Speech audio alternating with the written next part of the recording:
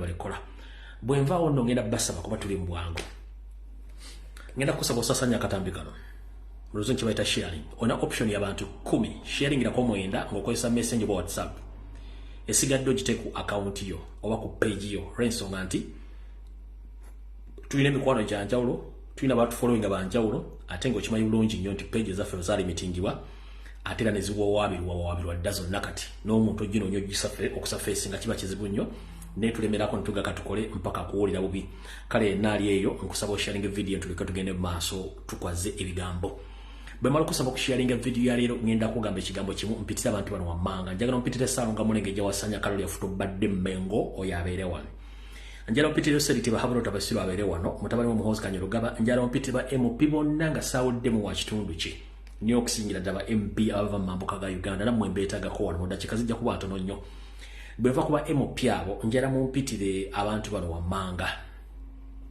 njala mumpitire akabinja ka FDC nako kabeere wano naddala ke Katonga abasigadde bajja tusanga kale ndowooza kampite mu bwangu mala okuyisaawo akalango kapaka mu bange then tugende mu Kigula Lodge then tusimbule video alright sinza kusimbula video adde okusoma akalango kano nga sinnebaza njalo kusoko kubaza mwana bana Uganda buli omu abaira ku social media abaira ku Twitter waje muita X mabale mubalide omulimu gomukola abaira ku TikTok ngokola video buli lunaku we balire ddala aba commenting aba sharing mubali nyo balire ddala abaira ku Facebook ngokola video o commenting o sharing we bali nyo balire ddala abaira mu WhatsApp groups nga mo sharing ideas mu supporting a struggle mubali nyo balire ddala ngero kubaza bana Uganda mwena worldwide ng'otoola sente zo n'ogulira omwana data oba n'omuwasereza okulya oba n'omupangisiza ennyumba oba n'omubezaawo nga omulimu gwapatana njagala okukobaza nnyo kyokoze kyamaanyi gwe bali nnyo balire ddala kubanga ali mu lutalo zonna ezibadde zibeerako bafanda abasobola okubanga bakola omulimu ogw'enjawulo mu bali nnyo balire ddala nammwe tubeebaza buli omu ng'okwata akasente kono ga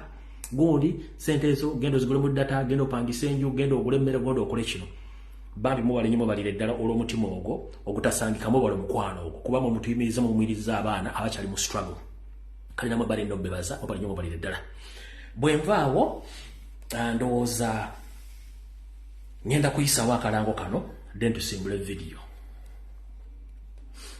akalango kano nabaga kagendako mu mwezi gwa mwenda kagenda okuba okubeerayo mwena ndiyagadde ogendako mu ggwanga lya Canada okubeera musomo guno ebisigadde ojja byeyizanga omuntu ng'otuuseeyo akalango kano kasoma kati The International Conference on Ending Malnutrition 2025 theme Better Nutrition for Better Lives second edition ejjokubanga etegekebwa mu Woodbine Banquet and Convention Center ku 30 Vice Regent Boulevard on M9W7A4 ngomusomo guno gujja tandikira ku 17 gukomekerezwa 18 omwezi ogwa January mwaka 2025 ngoyagala kumanya ebisingo ojja kutuukira CEO wa company bayita Extreme Music and Events Management mu ggwanga lya Canada omukyala Doreen Kajumba ono kafulu ojja mufuna ku simu ze ez'omu ngalo esooka eri +1 647 29 eri esooka esimu esooka eri +1 647 929 0340 eyokubiri eri +1 437 259 601 ojja kuba omufuna ajja kuba akubuulira ki ekyetaagisa okumwegattako mu semina eno ba conference eno ng'omwaka guno tegunnagwako ensonga nti ya mu January omwaka ogujja kikwetaagisa omukubireko oba omunoonyeeko ajja kuba akubuulira ki ekyetaagisa alright kati ndowooza katugende mu Kigula Lodge bwe tuva mu Kigula Lodge tusimbule video njala musaliremu Ekigula Lodge kya leero mukisaasaanye buli muntu asobole okifuna Ekigula Lodge kino kyakuzukusa bantu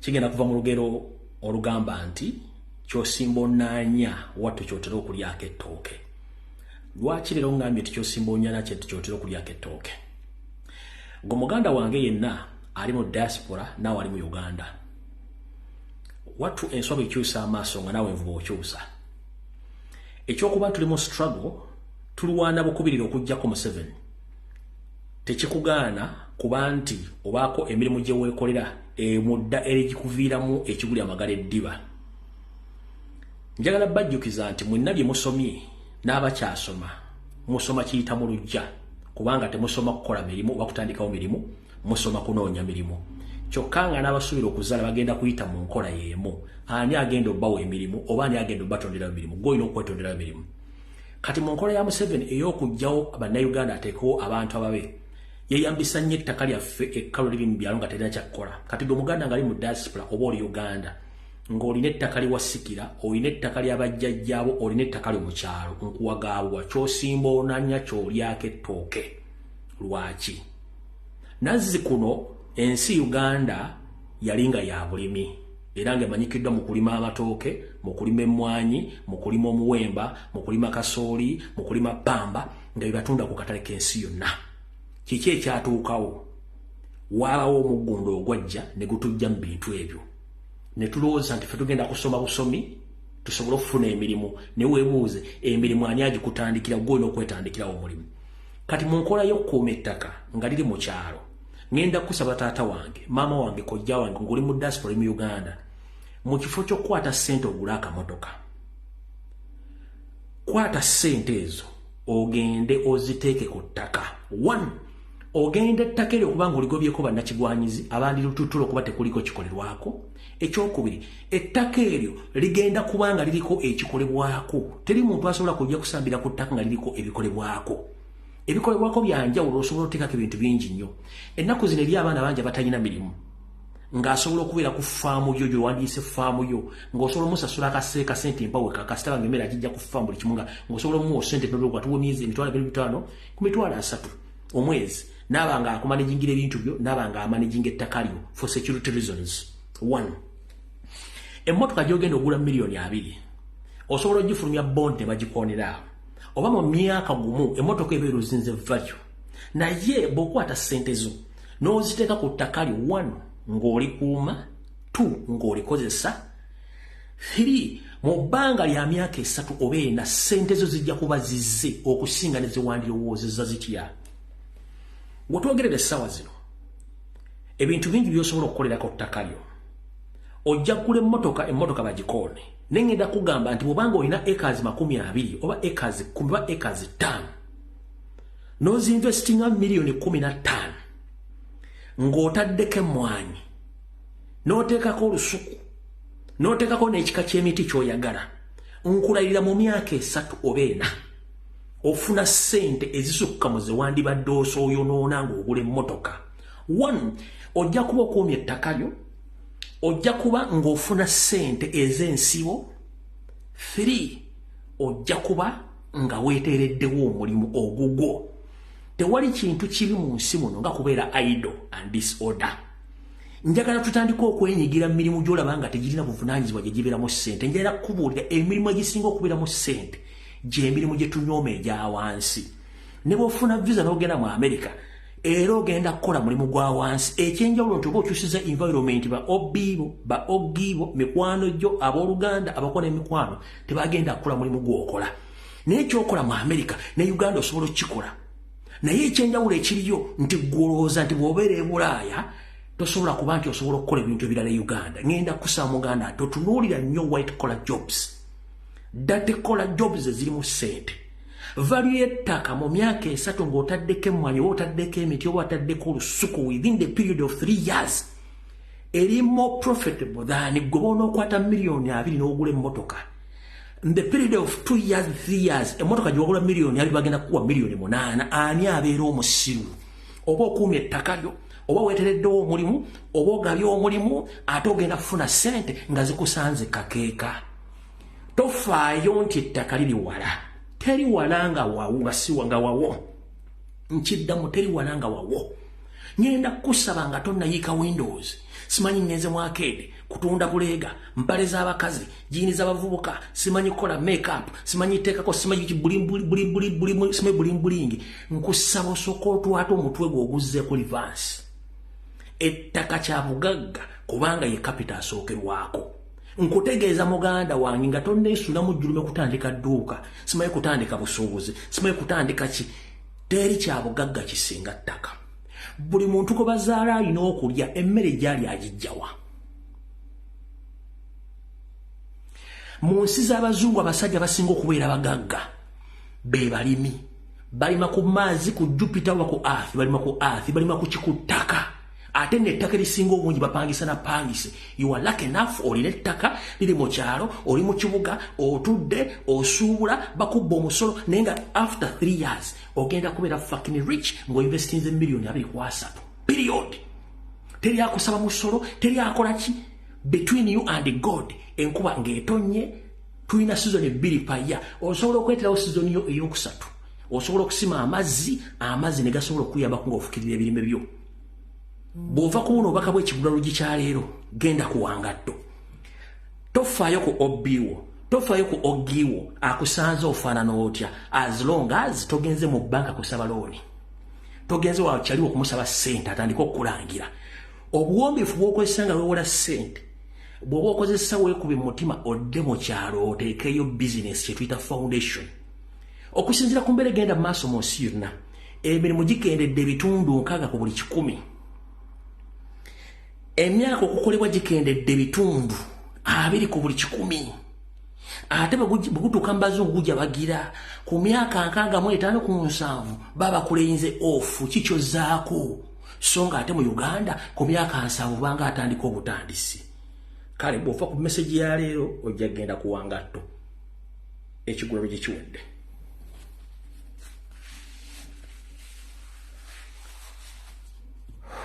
kati katugende ku program yatuleese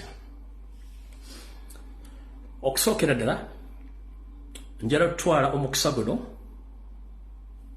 okuyozaayoza omukulembeze omulonde Robert Kyagulanyi Ssentamu Nawoli kulika okuba emisomo oluku mutwe si kyangu naye kulikira ddala olw'ensonga abantu bangi banoonya okusoma naye nga ate tebalina bakola ki kubakujja naye oba basobodde okuba omusomo oluku mutwe we balinyo balire ddala ebigambo aboogezi bajja kubeerawo tebajja kuvaawo olw'ensonga gwe mulimu gwabwe ne gwe kasita okubanga gwe omulimu wagumaze n'okola ekyo ky'olina okukola ebisigadde byo bireke buli muntu waddembe okwogera olw'ensonga olaba boogera boogezi ku bantu abeekwana ne boogera ku mwana ali mu lubuto n'omwogerako nga bamuzadde n'omwogerako ng'akuze n'olunaku lw'ofa ne bakuziika bakwogerako ne bwe bamaze okukuziika bakwogerako nawe wayise ebbanga era bakwogerako so buli muntu waddembe okwogera so mwenna abali eyo mbalabe mukuba empaka muleekana n'abantu bangi ba NLM propagandalist njagala bawa solution ebeera ebibweti kimanye nti teri muti gwe basobola kuba konkonyogo nga tekuli miyembe nkiddamu teri muti gwe basobola kuba konkonyogo nga tekuliko miyembe kyoba osooka okumanya ekyokubiri omuntu eyalemwa aba yagala nnyo afune abaalema bangi bamwegatteko nkiddamu omuntu eyalemwa aba ayagala nnyo abaalema bangi bamwegatteko kati bw'alaba nga abantu bangi byandisuubidde ye ng'eyalema omwegattako nga basusse ku ddala waali kituufu ajja tteekawo olutalo n'okwagala okulwana kati saagala mu obudde bantu baalemwa ebigambo boogedde bingi waliwo eyabuuzizza nti ate wakyuka otya okuva ku Harvard okujja Cavendish naye bw'omubuuza gwe wava mu kutunda ebbugga n'ennakati n'ebbiriŋŋanya wabulira ani ng'obivaamu okitegeera waliwo yafuna diguli naye diguli ndo ze bamusomesa kujja ku social media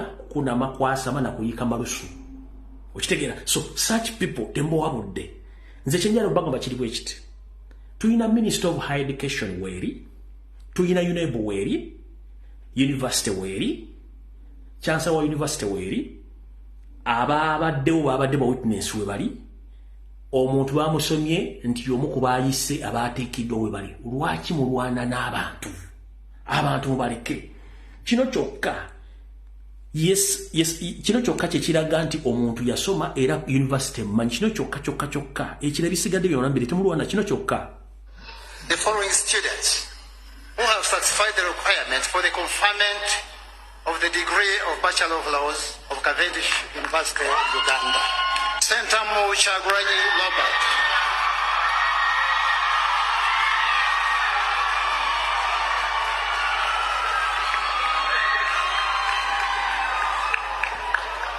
virtue of the authority entrusted to me, I confer upon all those persons whose names have been read the degree of Bachelor of Laws of Cavendish University, Uganda.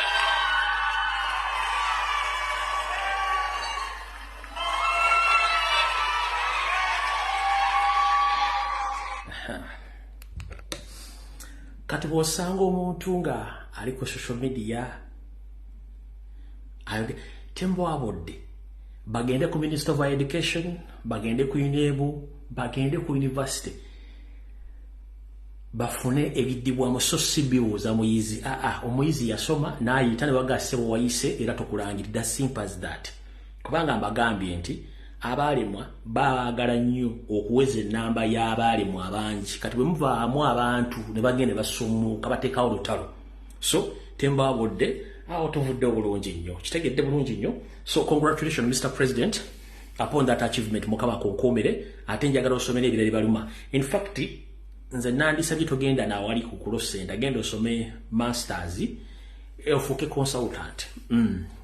So togenda n'osoma, togenda ku Road Development Center.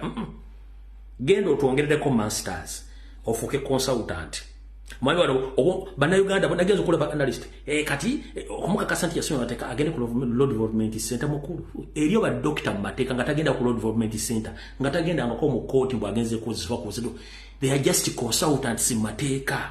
So Mr. President, whenever you are, ngenda kusaba n'ekitiibwa ssebo togenda ku Road Development Center, genda osome masters ofuke consultant mu mateeka. As simple as that. Tetwetagamba ate otaddeko zino enviiri z'endiga ez'abacolonialist naawe otudde wali nti ate kati nti ate kati no. Mr. President, genda osome masters ofuke consultant. I salute you. Oba nnyo balirira. Alright. Kati okusookera ddala njera kubaza bakomredi mwenna mu ggwanga eya Switzerland abeekalakasiza olwaleero bali nnyo mubalire ddala. Njera kubaza bakomredi bonna abadde Belgium namwe abeekalakasiza bali nnyo mubalire ddala. Njera kubaza mwana bakomredi abadde mu ggwanga erya Bungereza abeekalakasiza bali nnyo mubalire ddala. Bano babadde Bungereza bali nnyo mubalire ddala okwekalakaasa ku lw'eggwanga lyammwe bali nnyo mubalire ddala bambi mwenna abasobodde okubanga mutindiza engendo okuva mu bibuga eby'enjawulo mu ggwanga erya Bungereza bali nnyo mubalire ddala. Comrade abadde mu ggwanga lya America kati essaazi n'abaddeyo mu kibuga Chicago. Bano babadde mu ggwanga lya America essaawa zino. About genocide like in Rwanda. Yes. It is incumbent the United States to pay homage and understand the plight of the people of Uganda. Yes. It is very important that we do not wait for that day. Yes. Blood will be flowing and you will be giving reasons for appeasement of the dictatorship. Yes. It is the U.S. appeasement of the dictatorship that led to the outbreak of the First, Second World War. Yes. And it is still that appeasement up to today. Yes. They lifted down, yes, the road with the rule of law. Yes. The U.S. is still continuing to macerate impunity in Uganda. Yes. We are asking the U.S. to stop macerating impunity in Uganda. Yes. We are asking you to stop funding the dictatorship in Uganda. Yes. And then the Ugandans will rise. And when they rise, I can assure the nation and the world that the dictatorship will be no more. Yes. Let us rise together and fight the dictator. Yes. Rise together and fight the dictator. Yes. America, stop funding the dictator. Yes. Stop funding our death. Yes. Stop funding the... Alright, obudde tuyina butono. Kati alright, ngenda kuta amasimu for one good hour mukuba amasimu. Naye okusookera ddala baganda ffe bonna abakyali makomera bakwatiddwa n'abakyakwatibwa twagala tegeeza Yoseriti Bahabulwa.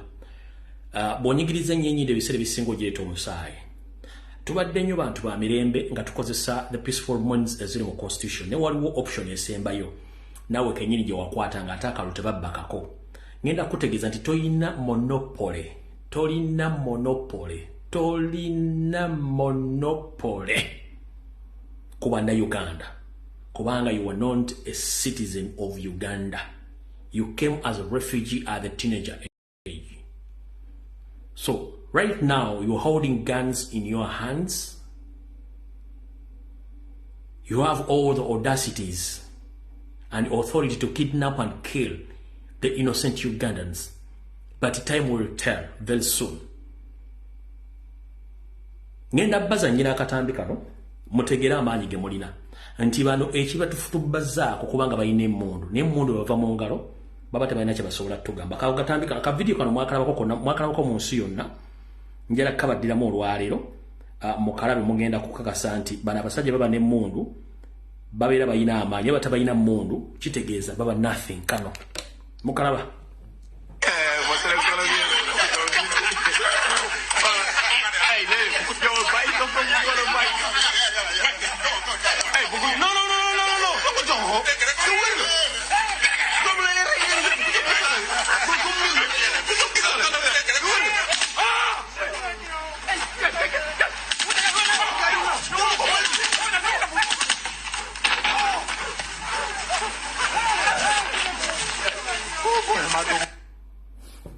ndozi kitegedde nti bano balina emmundu balina amaanyi essaawa zino ne batabalina mmundu baba tebalina kye basobola kukola mu nsi yonna wadde n'olunaku n'olumu mukitegedde bulungi nnyo. Alright, kati baganda baffe bakwatiddwa bangi nnyo era basibiddwa n'olwokuba nti abantu abamu bakolera gavumenti balina authority okwambala ebyambalo by'amagye balina ne mu ngatto z'amagye tebasobola bakwatako. Kati ng'omukulu ono eyeeyita omuvandimwe ayambala engatto z'amagye alina n'emmundu alina buli kimu teri asobola mukwatako ne baganda baffe bonna bali makomera nga tebasanze na kintu na kimu zamutegedde bulungi. Kati awo njagala tutandikire video ya leero tutandise bwetute Constituent bamemba pale ne batuuse mukyala Anita Amongi atuuse amakulu Joel Ssenyonyi otuuse ne ba MP bonna mutuuse buno bakanjala mbo basindikira mberenga mumanyi wiche ne nyinyi nga tenda fundikirwa wiche weddenga fundikirwa wange etandika nabagamba nti waliwo olukwe olwokutta ba MPs ne safulumya mannya ago nasirika lwaki safulumya mannya nine ensonga lwaki safulumya mannya naye abasinga obungi mwalabyeko emboozi gye baleese nti ba MPs bagenda kubatambula mu region ya Uganda gye bagenda okuteeseza tewali amanyi kigendera kya bintu bino nzize ne bigendera bibiri ebiri mu kintu ekyo ekigendera kisoka kikino 1 omukyala Anita Amongi ne group ye ey'abafe bali mu government banoonya bute bagenda okufuna mu ssente okuva mu ezo regional sittings bagenda okuleeta bagenda kuŋŋanyiza mu batya ssente kyekisoka ekyokubiri waliwo hidden mission ey'okutta ba MOP naddala abo abali ku mazima nga bali mu parliament eyo omwanyiza okuba nga wa NRM abalanga ba NUP n'abalala batakkiriziganya na nkola eyo nga bagenda batagating in that process batya 1 Museveni planning okuba nti batambuza parliament eyo region ekigendero ekisoka bagenda kuŋŋanya mu ssente genda banyonyola butya ekyokubiri bagenda teekawo bagenda ku staginga nga accident ezitta ba MPs boyo baagala in that process abasinga obungi mwate mukitegedde mission y'abana abasajja ya kusettinga accident okueliminatinga ba MPs be bataagala olw'ensonga bajaga nti aba MP bali bagenda mambuka bagudde ku accident b'ekimotoka ky'abatomedde ne kibayoola ne kibamalawo bonna boye mission yaabwe amu ate mukitegedde mission ngate jukira wiche wede nabaga nti waliwo mission y'okutta ba MPs ne sayogera amanya gaabwe za mukitegedde bulungi nnyo eyo mission weeri neekusifu ekyo mukitegedde ekirala ekyokunoonya ssente aba mafia omuli Anita Amongi ne bakama abe ekintu kino temwakitegedde Anita Amongi ayagala kola Amongi Empire in Bukedde bagiyita Amongi Empire already ayina amasomero ga secondary ayina amalwaliro ayina ennyumba esinga mu Bukedde ya ayina amasomero aga secondary aga primary kati ali mu kuzimba kisaawo it's a multi-billionaire field oba playground ekisaawe kati banoonya bute bafuna ssente zigenda okukola ebintu bino nemwe temwategedde ekisaawe kino kiringa sports complex namba abifaananyi mwe mwabira nti mwasobodde bitegeera kiringa sports complex namba eyo zino project za Anita Amongi zalina e Bukeddeya eyo swimming pool eringa Olympic swimming pool eri Bukeddeya wa Anita Amongi.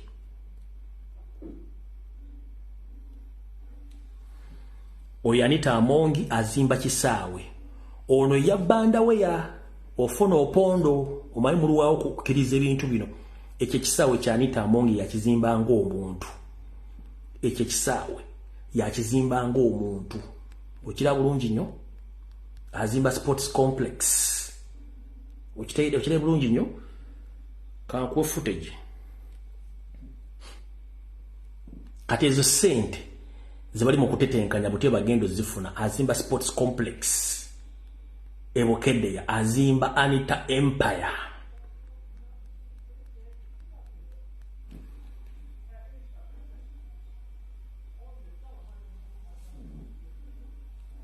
Azimba Empire. Okitegedde? Kati sente agenda zifuna atya?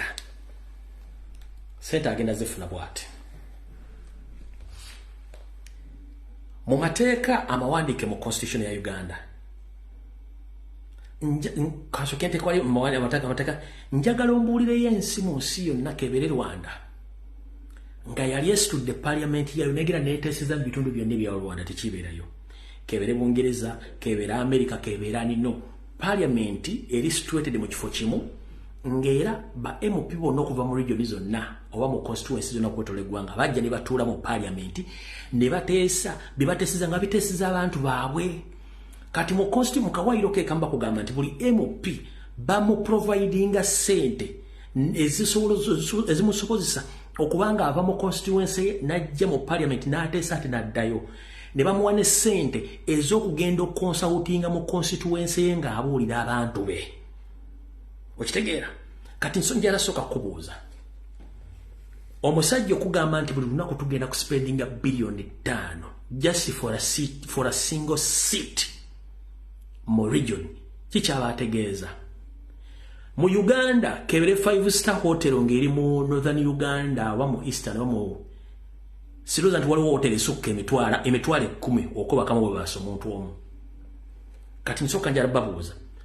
Mu parliament on tulina kyetuyita regional caucus. Regional caucuses. Wala Buganda caucus, Eastern caucus, Western caucus, Northern caucus. Izo namwe ziri caucus. Bwe bate baagala tufera lwaki tebasindise caucus ezo mu region yezo zigende zikole consultation bazo zituule ziteeseze ekitundu kyazo. Nga Buganda caucus bweri. Bwenga etula mu Buganda neteeseza ensonga z'omu Buganda. Kyetaagisa ky'okutuuza abantu bonna ba MP obatwala mu Northern Uganda ba mu Eastern bagenda kuteesa ku ki? 1. Ebizibu ebiruma mu Uganda biri general ate biri joint. Naye ate go bagati ogenda situla parliament ki? Parliament egenda kuteesa ku ki era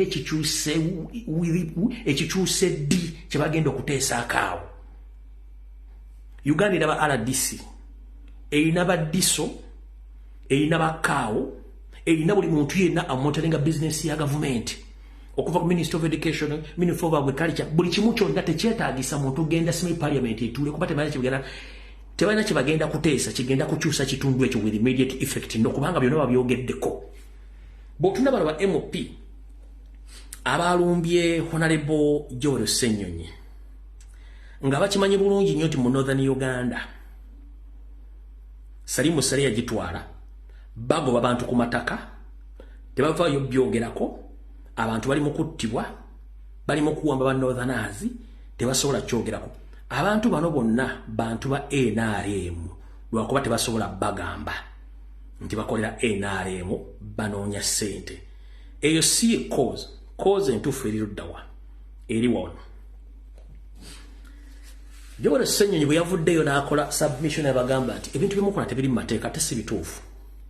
Bamuzzeemu ne bamusindikira ebigambo bino wammanga. Ba MP bamugambye MPs from Northern Uganda have criticized the leader of opposition Joel Ssenyonyi for announcing the boycott of regional parliament sitting meant to be held in Gulu City, saying that the 20 billion to be spent on these sittings is a little money, but out of the whole 72 trillion budget approved for spending in 2025.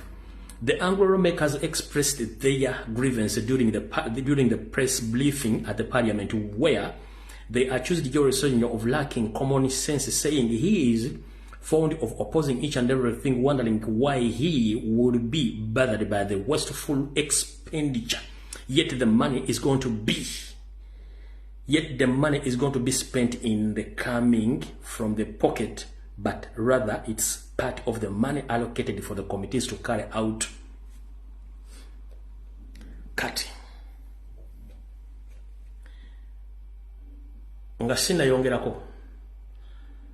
This message, I dedicate this message to all my brothers and sisters from northern Uganda, most especially the lawmakers, the MPs. It is so sad that the people we trusted to represent us in the parliament, but currently you're thinking like people who didn't even attend a class or school. Because the northern part of the country, as we speak right now, has a lot of problems, including the poor infrastructure, the poor education system, insecurity, land grabbing, kidnaps. But no one amongst you who had ever come and table any issue in that parliament. But when it comes to take the taxpayers' money, you have the authority to come out and blogging around. You are total nonsense. This is the taxpayers' money. There are so many poor schools in northern part of Uganda. Nobody cares about that. The medical facilities in northern Uganda are in poor state. The insecurity in northern Uganda, it's beyond expectation. The ongoing kidnaps, land grabbing, but no one of you is coming out to talk about those issues. The 5 billion which is going to spend in just one sitting can revamp some areas in the northern part of Uganda. But for you just care about yourselves.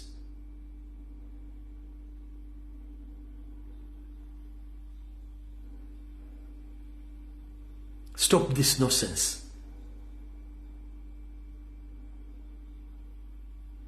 Even if the parliament sits in northern Uganda, that region, nothing is going to change.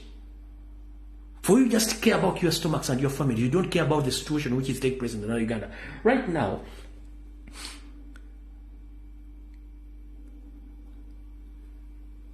this is what happened in Chiriandongo, but each and every politician is quiet. There is ongoing massive land grabbing, kidnaps. The Banyarwanda, led by Sarimo Sare, they are grabbing land, kidnapping citizens there, but nobody is coming out to talk about this.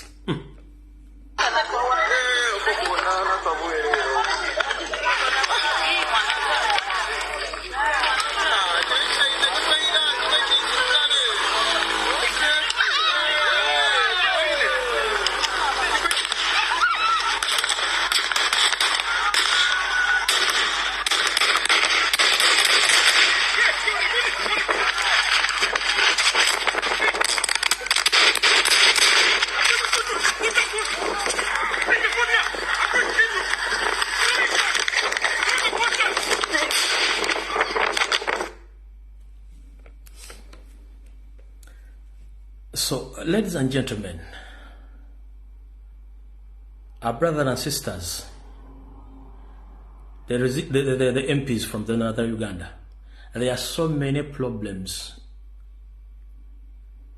which need to be solved in the northern part of Uganda, but not to force the parliament to sit in the northern part of Uganda, because it's going to solve nothing.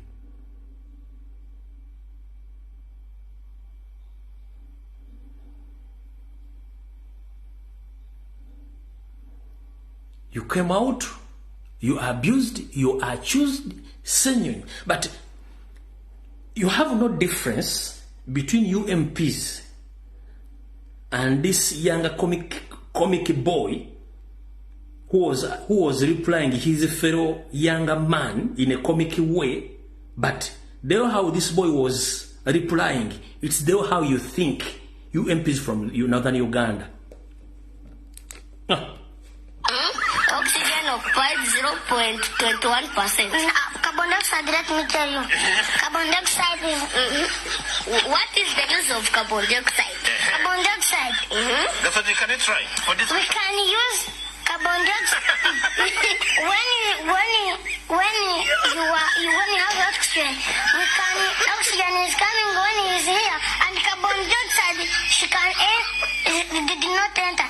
Oxygen is enter. So MPs from northern Uganda, you have no difference between this young man and his fellow comrade, because he asking the use of carbon dioxide. Then he end up telling him, let me tell you, Mr. Carbon dioxide. So there is no difference between you MPs from northern Uganda and these MPs and this boy. There's no difference.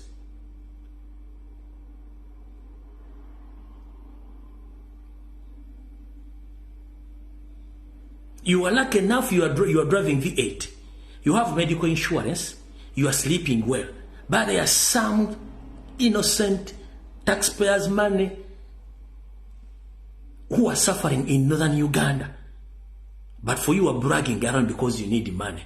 There is no difference between you and these young kids. Let me play this video again. Mulowozanga buno bwana nga kana bwi mutu mulowooza. Oxygen occupied 0.21%. Carbon dioxide, let me tell you. Carbon dioxide is... What is the use of carbon dioxide? Carbon dioxide. That's what you can try for this. We can use carbon dioxide when you have oxygen. Oxygen is coming when he is here, and carbon dioxide did not enter. Oxygen is enter. So carbon dioxide, let me tell you, bwe mutyo ba MP mwenna abali mu parliament ya Uganda mulowozanga buno bwana. Let me tell you, Mr. Carbon dioxide, bwe mutyo mulowooza. Temulowooza ko ku Uganda, temulowooza ko ku bantu, mufa ko efficient. Because you don't know the logic behind. The logic behind is Salimu Sare, Anita Amongi, and the Mafian government. They are looking the way how to get money to do their businesses. So now they informed that each seat is going to take like 5 billion Ugandan shillings. But in actual sense, it might even take 1 billion to complete that seat.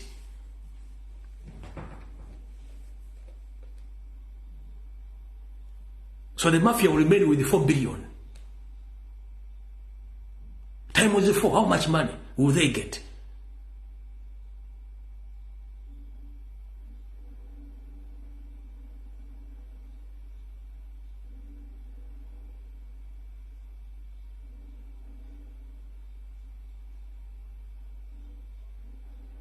Alinze ekisinga okunnuma kiri kintu kimu.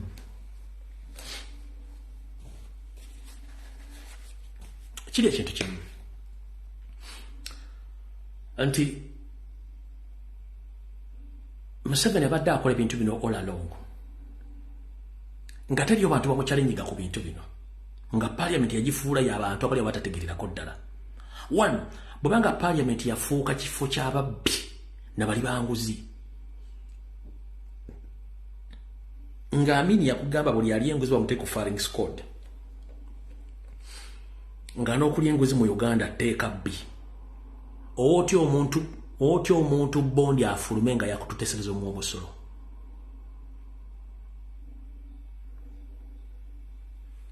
Ezo 5 billion buli zigenda okukozesebwa zisobola okusetinga small scale industry. Mu buli region at least nesobola okubanga esobola okuemploying at least ekitono nnyo abaana 10 abaana 2. Ezo billioni 5 zisobola okusetinga small scale industries. Mu buli region nezemploying ekitono nnyo abaana 2 ku 3. Oba ezo billioni 5 zisobola okusetinga health center 3 buli constituency eri mu region eyo. Health center 3 oba health center 2 buli constituency oba buli gombola nibanga basobola okufuna health center 2. Mugenda zinywa mu chai, mugenda ziryamu muwogo, mugenda kwepiica na kunywa walagi.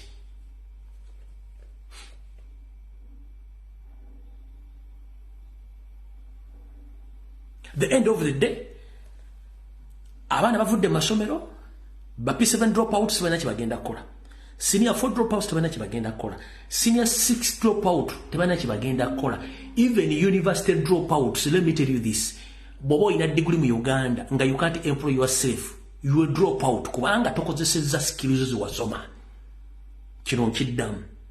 Woyinza okuloza nti primary dropout ye mubi oba P7 dropout ye mubi oba senior 4 dropout kikolimo senior 6 kikolimo ne university graduate ne tumuligadinga nga dropout kubanga talina kyasobola kwekolera.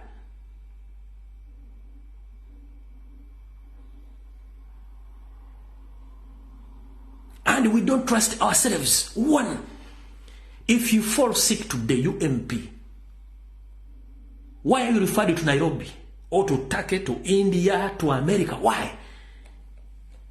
Do they have different oxygen from the oxygen which is in Uganda? So for you, they can transfer you. What about the voter in the northern Uganda? What about the voter in Butareja? For you can afford to teach your kid or your children in very expensive schools across Uganda. What about the voters?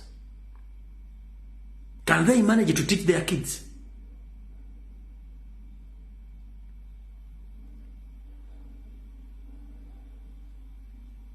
For you can manage to eat in Serena on a daily basis. What about others?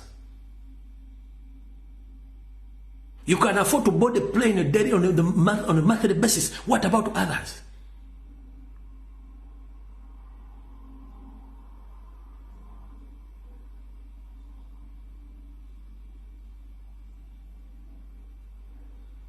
Kale, nze bana abantu neyo parliament ne bannabya bufuzi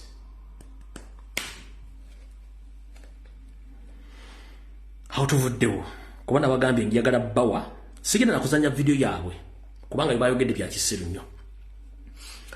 So ndi wano tegeeza yo seeri ne mutabani wa Museveni ekyakuzaala kye kiri kutta mutandise tuleetera obuzibu bannayuganda ffenna we tuli nti whereby bannayuganda abadde safe nga basinkanye ba fellow East African comrades from Tanzania, from Kenya and from other countries. But right now Museveni, you've got involved in other countries' political issues and instabilities. So no tutandise ofuna obuzibu bannayuganda batandise okulumibwa bannakenya baga nti tuyingiza mu nsonga ezitatukwatako. Utwogere essaawa zino tactics eziri e Kampala ez'okuwamba batuddo okukwata abantu zizigende Kenya nenga Museveni yazinfluencinga. Already bannansi batandise okitegeera ti Museveni yali behind okudestabilizing n'okukwata bannansi n'okulemesa okwekalakaasa kwabwe. Kiki ekigenda okuddako? Munnakenya agenda kusanga kkube nga kuba kuyingira mu nsonga naye nga akubira ki? Museveni yasindise polisi n'aba SFC okuyingira mu nsonga z'e Kenya ekijja kukubya naye nga teggo tobiriimu. Hi guys, so I'm in town right now and let me just tell you a secret I've had. Can you imagine? Leo kuna mapolisi wa Uganda na kuna mapolisi wa ni Baganda ama Baganda, kuna Uganda, kuna ekisookera ddala bogenda mu Tanzania tebaawula Musoga, Munyolo, Amuchapadola, Mukokusabini, Mutolo, Munyankole, ffenna batuyita ekintu eki Muganda. Ffenna batuyita ekintu eki Muganda. That's the dangerous thing. Museveni gwe gy'otamanyi. Abantu b'e Tanzania bana Kenya tebaawula uwizufu. Bamanyi bannayuganda ffenna tuli Baganda. Kye kintu ekisinga okubeera ekibi ennyo. Muteeka obulamu bwaffe mu matigga nga muyingiza mu nsonga ezitabakwatako. Bana abantu b'e Kenya ne Batanzania tebaawula ani yandi ffenna bamanyi nti muntu ava e Uganda abeera Muganda. Kati singa omuntu abuuza nti ova ulemu nga ati nva Uganda nga tuli Muganda nga kuba oli bakuba engumi ng'ogweri kitegeeza nti mututadde mu buzibu. Kankabadde mu kawulire. Hi guys, so I'm in town right now and let me just tell you a secret I've had. Can you imagine? leo kuna mapolisi wa Uganda na kuna mapolisi wa ni Baganda ama Baganda, kuna Uganda, kuna wa TZ. They have been appointed to come and fight the battle. Can you imagine, guys? Who did we elect? Police wa UG na wa TZ wako Nairobi arresting us and throwing tear gas on us. Can you guys imagine? Can you imagine that?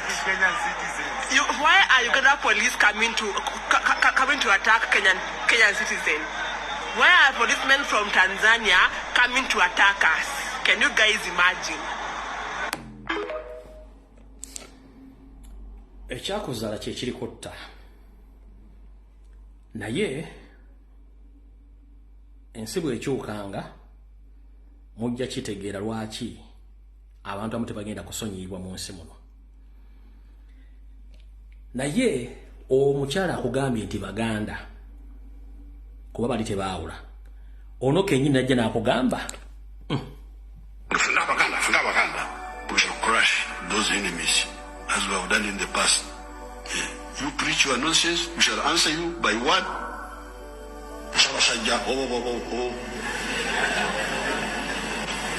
When you say this,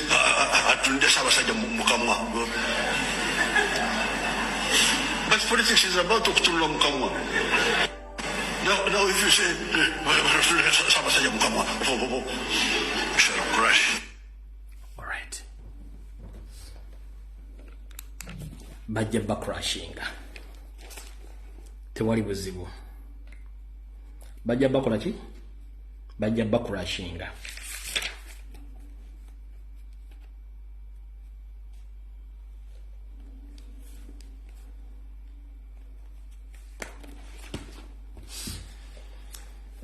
Kati buno baka njala bugende eri abasajja ba Peter Mayiga Wassanya mwenna abatudde Mmengo.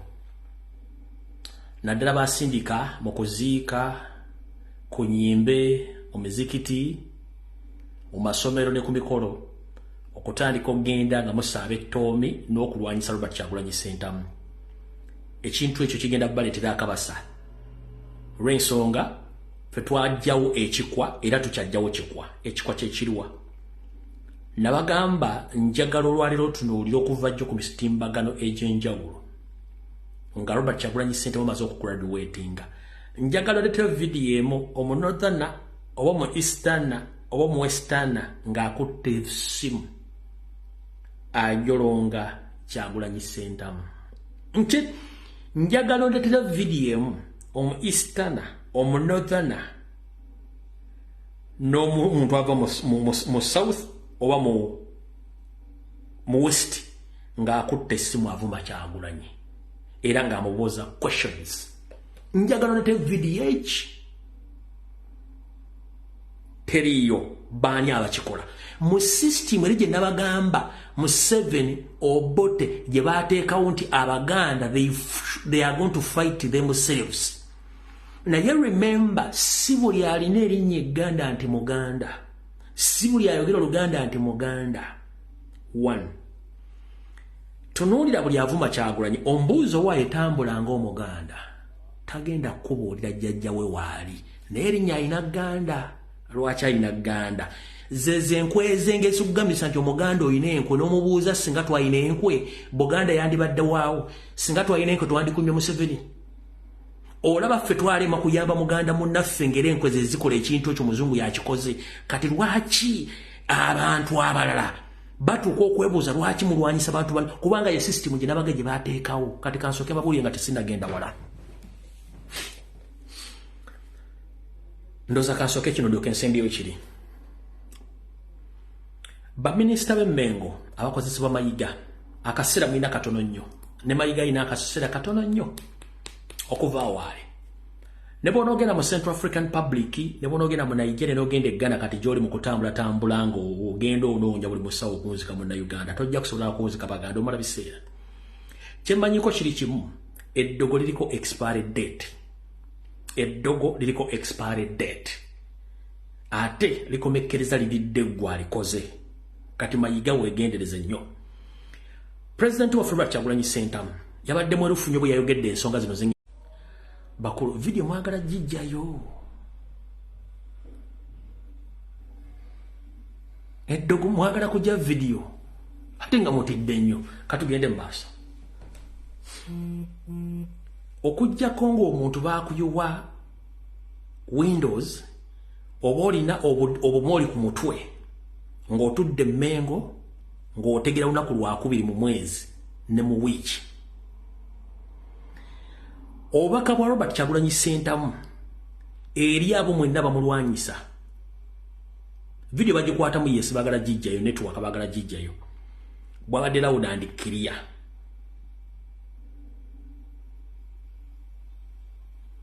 bade bagala jijjayo yabade bagala jijjayo tujja jimaliriza bwabadde loud and clear ngala bubazanyira mulyoke mutegeere abasajja bano ekibatambuza ku mikolo ng'ate bavuma Kyagulanyi bubuno yabogenda basinga bungi mwabulidde kambo baddiremu wano njagala bakakasa mabadde beeraliikiridde tulina enkolagana nnungi nnyo Sajja Kabaka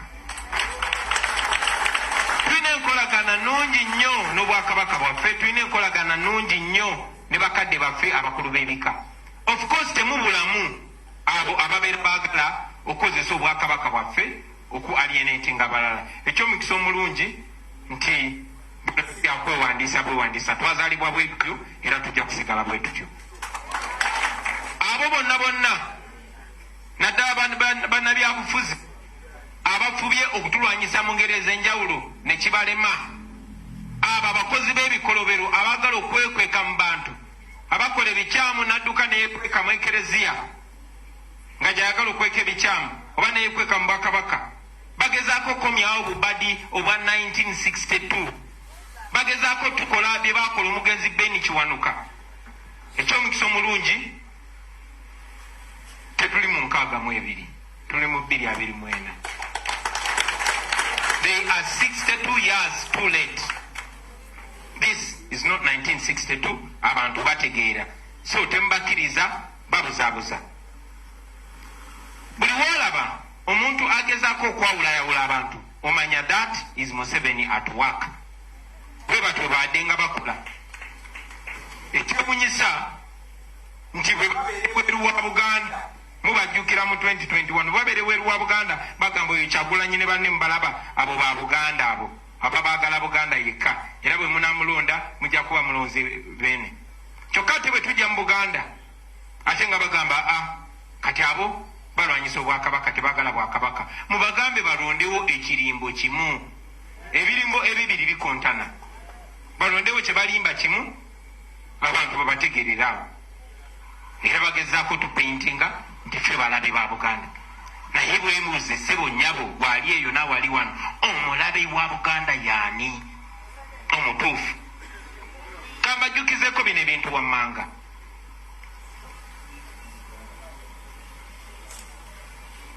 teyalinze siba NUP abaagala Ssaabasajja Kabaka ogende Kayunga oyo yali Museveni. It was not us. Sinze nakera ku makya neŋŋamba nti saagala kuwulira abantu bagamba fenga Abaganda oyo yali Museveni. Era mujjukira bennyini abaagenda e Namibia nze nabatuma yenze nabayita ne bagamba mbagulire ettaka nga Ssaabataka waali naye ebyo byonna byonna abamu ku bannaffe tebabiraba lwaki kubanga basasule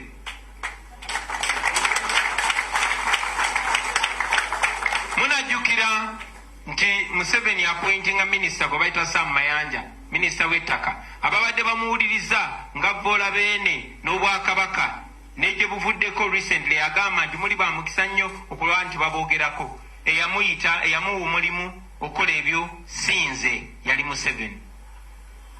Mujjukira omuvubuka ava ewaffe Gomba gwe bayita Kisa kya Sitaani eyajjamu empale n'akunamira Beene n'akunamira n'abamukolera bonna n'abantu bonna nange n'atwalira omwo naye oluvannyuma ng'empeera okukola ebyo n'okuvoola Museveni n'amuttibwa ekirabo eky'obwa RDC oyo teyalinze oyo yali Museveni basebo ne bannyabo. Abamu abali wano temwegendereza nnyo neze we nakulira ku map ya Uganda kwaberangako ebifo nti eno Karamoja region, eno Ankole region, eno Buganda region. Ne map ya Uganda bagikuba buto ne basangulako ekigambo Buganda ne basaako ekigambo Central. Ekyo sinze nakikola oyo yali Museveni. Abagobere n'ensonga mumanyi nti olulimi Oluganda terukyakirizibwa kusomesebwa mu masomero baluwera. Oyo sinze yakikola, oyo yali Museveni.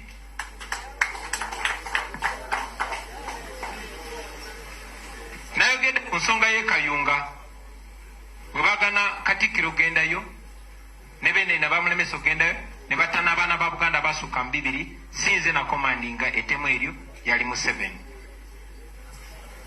Bwe basiba zaake yanyumiza ensi yonna era nange nakirabako nga bakutte bakubanga bakulangira kubeera ki? Bamukubanga bamulangira kubeera Muganda. Sinze nali mbasindise, Museveni yali abasindise. Bwogenda ekitalya kuba political prisoners be bakwata mu kulonda kwa 2021 9 ku 10 baba wano. Sinze nakola order eyo order Museveni eyagikola. So ebyo byonna baganda bange, ebyo byonna bye mulaba bannaffe babiraba naye batunula eri. Lwaki? Kubanga abamu babagulirira ate kubanga abamu balina obukyayi bafuba okunoonya gwe bakisaako ne bagulaba nti Kyagulanyi muzzukulu wa Kayira, muzzukulu wa Nabembezi, muzzukulu wa Kamala byonna nti ate ye mulabe kyannaku nnyo naye kya mukisa munene ate nze najja nga ekyo kankireke nange kankomaawo kweyo ensonga. Mwina kye mbadde temumanyi kankibagamba olwaleero. Wattu nazzikuno nga mu Buganda ne mu Uganda abaana tulina empisa era ng'omuzadde kyayogedde wattu kiba kizibu nnyo kiddamu. Ebiseera ebisinga bw'aba tetajjeeyo mugobande yakukubisanga maaso n'omanya ki kyagenda okuzzaako. Naye ye bugenze bulaga ng'ensi ekyusa amaaso ate tugenze okulaba ng'ensi erina okukyukira ddala. Gw'obadde okimanyi nti mu Uganda abeeyita ab'ebitiibwa naddala bafutubadde Mengo bamaze ebbanga nga balimbalimba bazzukulu baabwe n'abantu bebakulembera nga tababuulira bituufu. Kati omuzzukulu bw'avaayo n'ayogera ekigambo ng'akyalenjinga ow'ekitiibwa awo wavudde akabasa. Bagamba abaana bavuma, abaana bawemula, abaana bakola ki? Kubanga batya ekintu bakyalenjinga. Kyekiringa naawe gwenjogera naye wane essaawa zino. Omwana w'omuto ayinza okukubuuza ekibuuzo oba n'akukyalenjinga. Ayinza okuba kyagamba kituufu. Naye in the respect gy'omanyi nti nze taata nze maama. Gwendiisa gwensuza gwennyambaza mbuuza ate ekibuuzo ekyo mu lujjudde lw'abantu. Ofunamu akakazi oba akasajja ku mutima, oyinza n'okukwata omuggo n'omufunju, naye ng'omwana kyakubuuza kituufu ayagala ansa. That is the pain abasajja bano gye bawulira abali Mengo ne bannabyabufuzi. Nkuwadde ekyokulabirako ekituufu mwe gye muyita example. Nti now we can challenge those people. We can question them, but they can't give us answers. They think that we are still in 1980s, whereby nobody was asking questions because they had all the right to keep quiet to deceive all of us. That's the problem they are facing right now. Kati wulira Grace Nadia bwagamba nti nange kakuba emigo. Kati bwoga nti okakuba emigo mayigawo atakwata jambi yakutemako mutwe.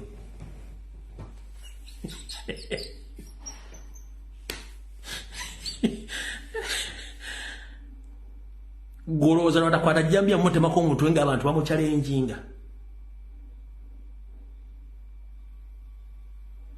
Kati digital generation yereese obuzibu nti nkubuuza ekibuuzo nga nina ansa yakyo n'enkukyalenjinga nga gw'okolera mu buyayi nedda wabbye ettaka lyange ekyapa kyange kikino n'endagaano yiino n'oga kati akaana kano kenzaala lwaki kamumanyiira ekivamu ng'ofuna kasajja kumpitira drone kunkwata kunteeka mu kkomera.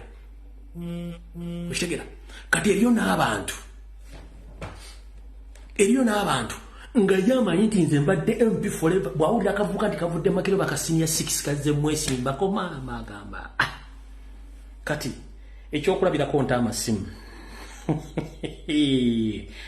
ono abadde Muwanga Kivumbi ewaabwe engumi enyoose ku district Muwanga Kivumbi asumuludde omukono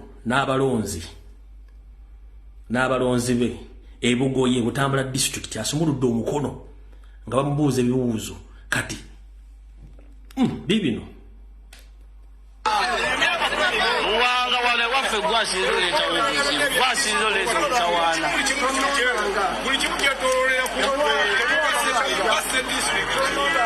tetujja kulonda tulina gwe tujja olonda tugenda mulonda gwe totya tugenda mulonda tolina bejja kubangula Muwanga ngulayibyagajja bufululu nebona booseme nebona abamasabo nebona boosali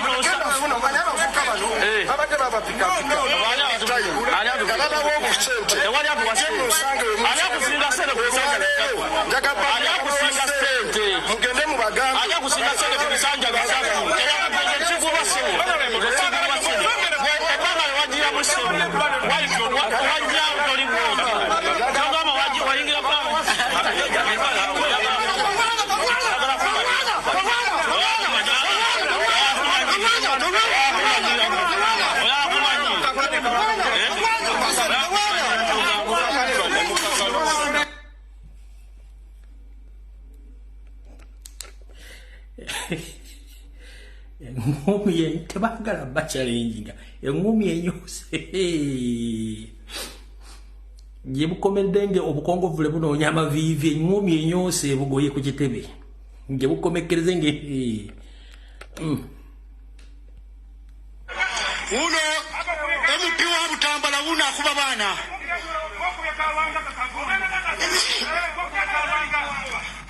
Honorable yennyini yakubye Kalwanga Honorable Muwanga Kivumbi Honorable Mulambo Olwane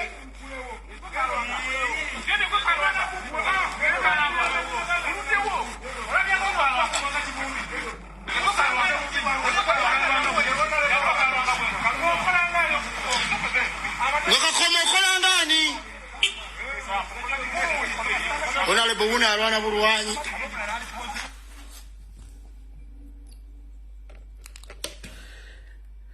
kiri kye bagambye tebagala bachalenjinga waliwo nga tebagala akali bakamuchalenga akakuba omugere bano bachali tebagala bachale engumi enyoose ku kitebe ky'eggomba bayitayo obugoye Butambula district engumi enyoose nkabaddiremu oyo Muwanga Kivumbi engumi tebagala bachalenjinga Muwanga wale waffe gwasizo leeta mutawaana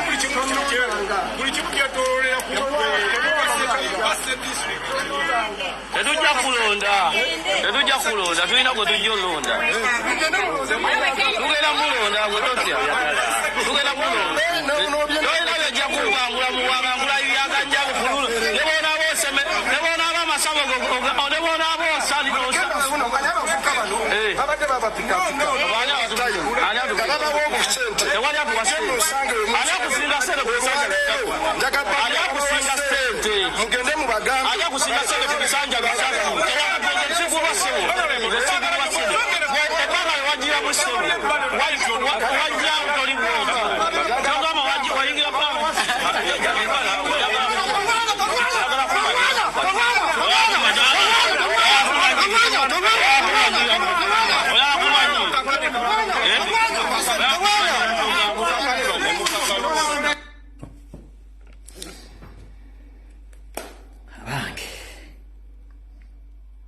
mwagala nnyo ebyonoonese ate amasimu kuba amasimu gammwe temuga omusajja atusuubizza okuba amasimu teyatadde masimu tebagala bachalenjinga essimu njigudde dakiika ezezi 2 strict dakiika 2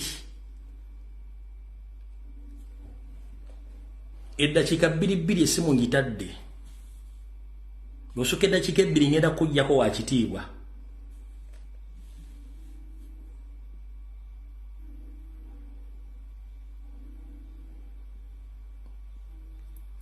Hello. Network asose network anfu. Asose network ayo nfu muganda wange.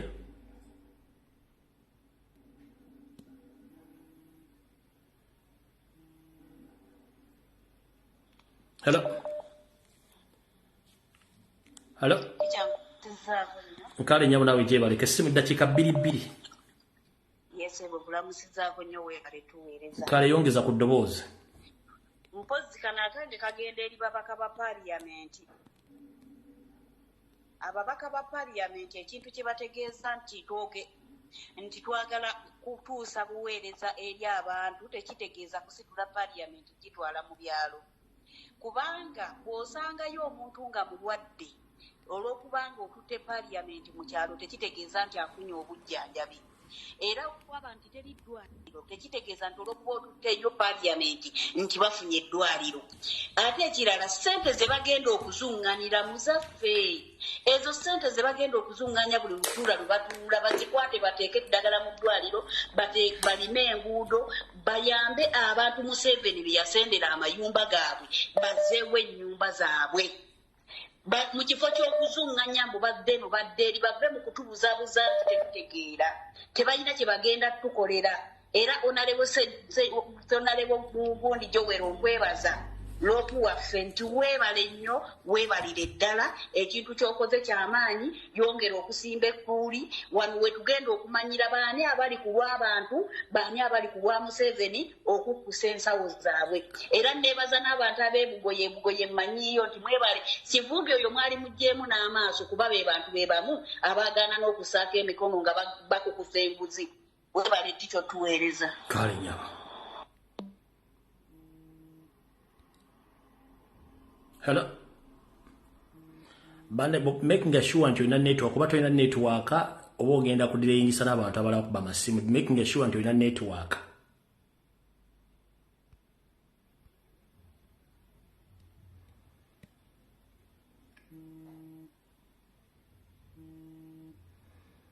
Hello. Sebo.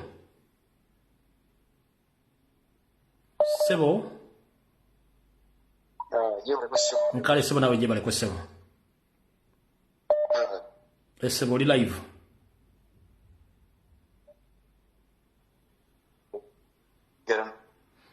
Network aliterikiriya. Network tetulina budde network aliterikiriya. Hello. Alo muganda wa. Sebo jebale kwa Sebo. Bale tatu. Nawe jebale kwa Sebo. Nkale Sebo dakika 2 strict budde tulina butono. Obudde tulina butono neyanze nnyo taata muganda wange. Kakati ensonga gyoyogerako taata tweyanziza naye ensonga gyoyogerako nkulu nnyo wano mu Uganda. Mukama wange ntunuulira abantu abakulu bamuwanga Kivumbi kati nagenze okulaba yeegaana kye bayita ekitiibwa mu palamenti owulidde. Neneebuuza weegaana otya ekitiibwa mmwe mubadde mugamba nti muli babitiibwa. Ensonga endala lwakuba obudde ompadde butono abavubuka mu butuufu ennaku zino balimye okutegeera omuvubuka olina emyaka 35 tolina wadde akapoloti wadde akayumba naye ne mukeera ku makya ne mugenda mu birabo olw'okuba gavumenti ekirimu okukyagala kufuusa okukyagala wano mu Uganda. Kyokka weewuunye bamala ne bagenda batta bakitaabwe bannyaabwe bagende bakyakale owulidde. Ensonga ey'okulala otunuulira abasajja abakulu mbu bagenda kutandika kugenda mu sessions ezo ze bagenda okuteeka ggulu nga bwe bagambye palamenti naye nga tulina enguudo enfu amasomero amabi ezo ssente ze bagenda okuteeka mu bintu ebyo lwaki tebazikola mu masomero malwaliro nguudo n'otunuulira ababaka n'ogamba kakati ddala bano abatukulembera biki kyolidde so muganda wange nina ebintu bingi nnyo bye nnina okwogerako lwakuba obudde munaawe mpadde butono balinaokugira naye mbadde nkusaba ogendenga mu ebyo bye njogedde oba onaafuna budde n'ompaayo omulundi omulala nensobola okuttaanya kale saba neyanza sitemu. Hello. Sebo je baleko sebo. Kale banagerako. Kale sebo. Kati waliwo ekintu kyogeddeko kyabe mu byokutambula nakirowoozezza emisana wano wankola. Ngamba akakodi akali mu kubawuliramu butwa.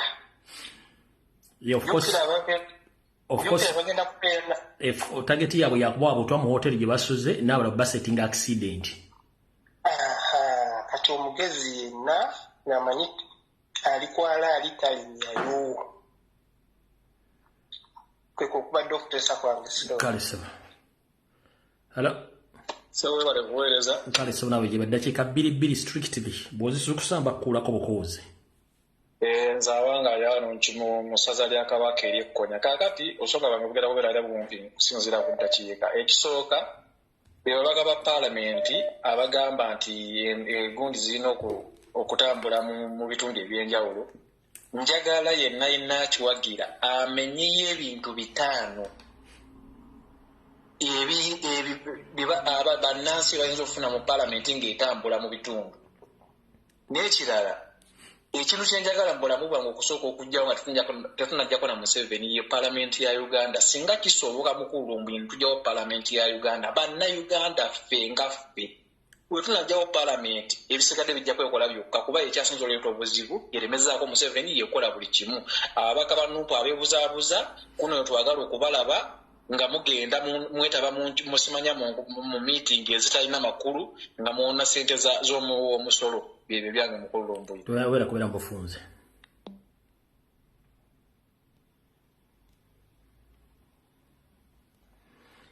so gwe MP yenna anagenda ogendayo ku luluufu tumaze okuwa information kati it's up to you gendayo.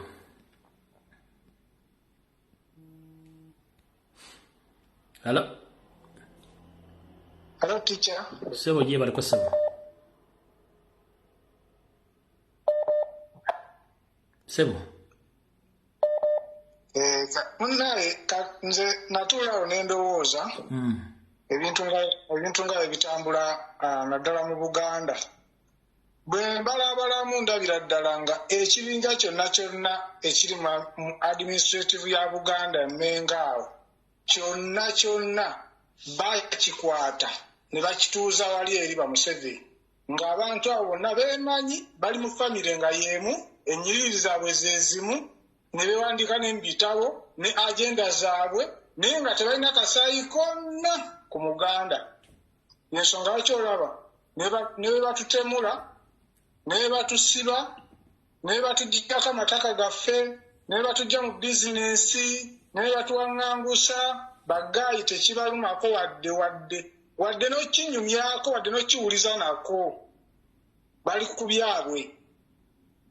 Twaliko ku TikTok olunaku olumu waliwo akagurupu akabeera kanenyambu simanyi abantu bakola byokubanja kabaka kubanga bikingera bumanyi kati omugubuka omu yali ku live emu era nga y'omu ku gurupu eyo bamugamba tambula ng'Omuganda yagamba sisobola kutambula nga Muganda kubanga abantu bange bali mu Kampala nja balekera obuzibu ye excuse gyawa bambizi yabitanga mbu abantu be bali mu Kampala bw'anaatambula ng'Omuganda mbu bajja kutegeera abantu be bali babakwate kegamba namanya gamba ekyo ekintu olutula butunuzi n'okiraba n'amaaso go nti abantu bonna abali emmengo ababe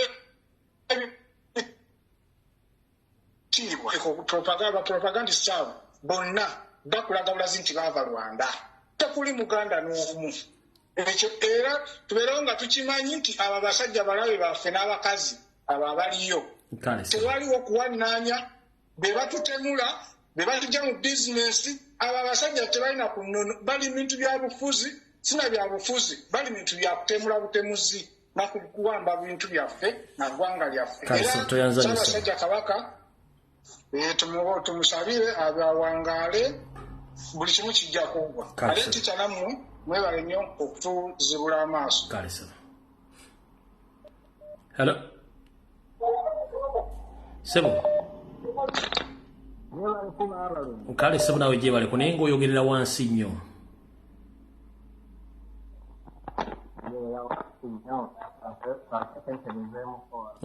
Olimu headsets kiki?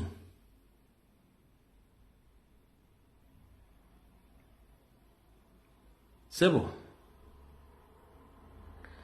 addamu okube. Hello Sebo osomesa wandise kale Sebo nabo bali kubeerako ono oyogera ne muzzukulu wa Mugema Sebo naye nze tulina ekizibu era njagala abantu baveemu endowooza egamba nti nno Mengo erwanyisa Obuganda. Ompulira kati mukama wange kati kwendi mpulira genda maaso Sebo mbadde nkugamba nti abantu balina ekirowoozo ekigamba netiwaka nnungi ndikkirira bulungi nze nkuwulira bulungi kitya njagala kwogera ku kino eky'Emmengo.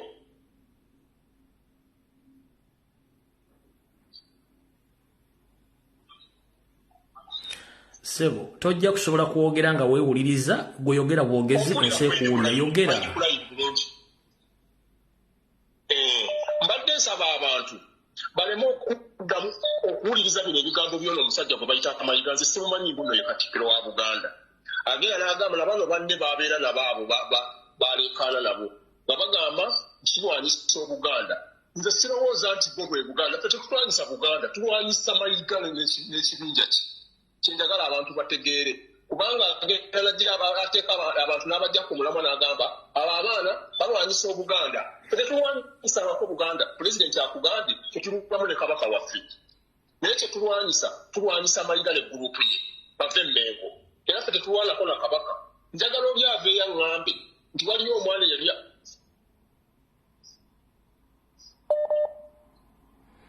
ndimukwogera netiwaaka yeeganye ddamu okube Sebo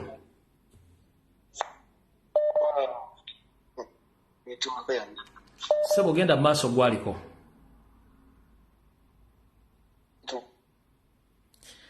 baba netiwaaka ye bagikutta obulenge. Sebo onkomyewo ka netiwaaka kabadde luli kantawanyamu kakati nze okuteesa kwange abamemba ba palamenti abaagala okutambula batumanye nti gye bagenda abamu tebagenda sigaza bulamu namba emu. Namba 2 bagenda kuba bonoona ssente zaffe z'omusolo nga zaali tuzimbidde amaluvu akaliro n'enguudo n'amasomero. Ezo ssente ze baagala ogenda osaasaanyiza mwakyoli na luddawa zisobola bazimbira amalwaliro n'amasomero agataliyo naye nga bba tebagenda zisaasaanya kite mu lunaku lumu. Mu bufunze palamenti eriwo okutuyamba oba eriwo okutubba. Nze ndaba nga palamenti ya Uganda eriwo okutubba obubbi nga teriwo okututaasa yadde. Palamenti esaana kubako bbomu bonna nga bajjudde abantu baziika ntufune tukula ekirala ekiddako. Era Mukama Katonda n'apa okwakisa nanyamba nayofuna engeri gye ngisaanyaawo nayoma mulimu aniize njabasaanyaawo. Mukama mpa omukisa nfuna mpa bbomu ebasaanyaawo ndibasaanyaawo. Assalamu alaikum. Wa alaikum assalam. Sebo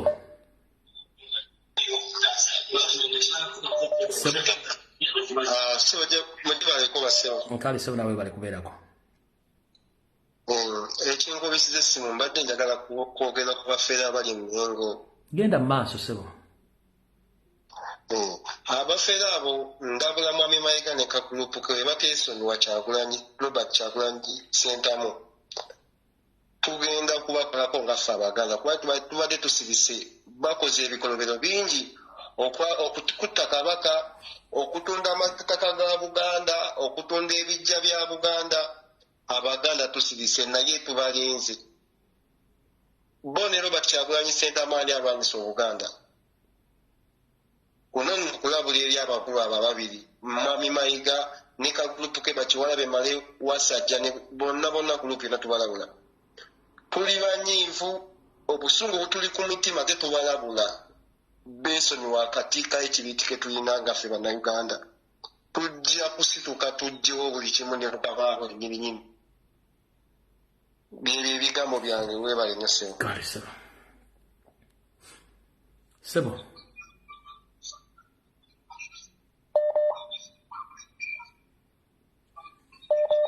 bw'okuba essimu teweewuliriza halo Yes, Mr.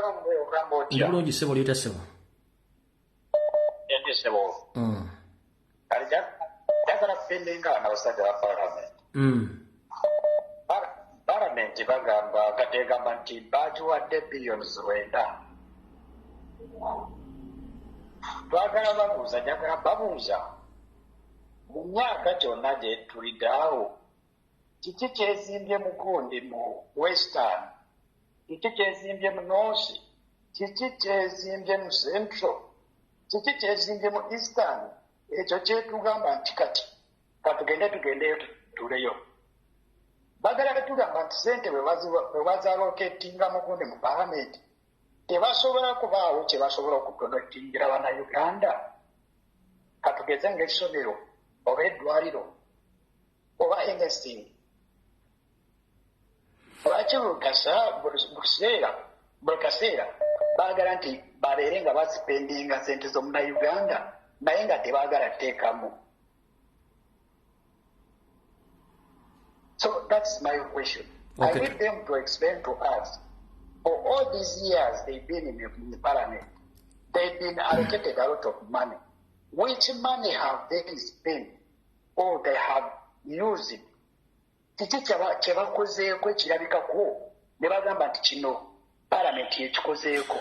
Sir, can you please address them in Runyankore, some MPs from the western side of the country, so that again I understand your point? Address them in Runyankore. Okay.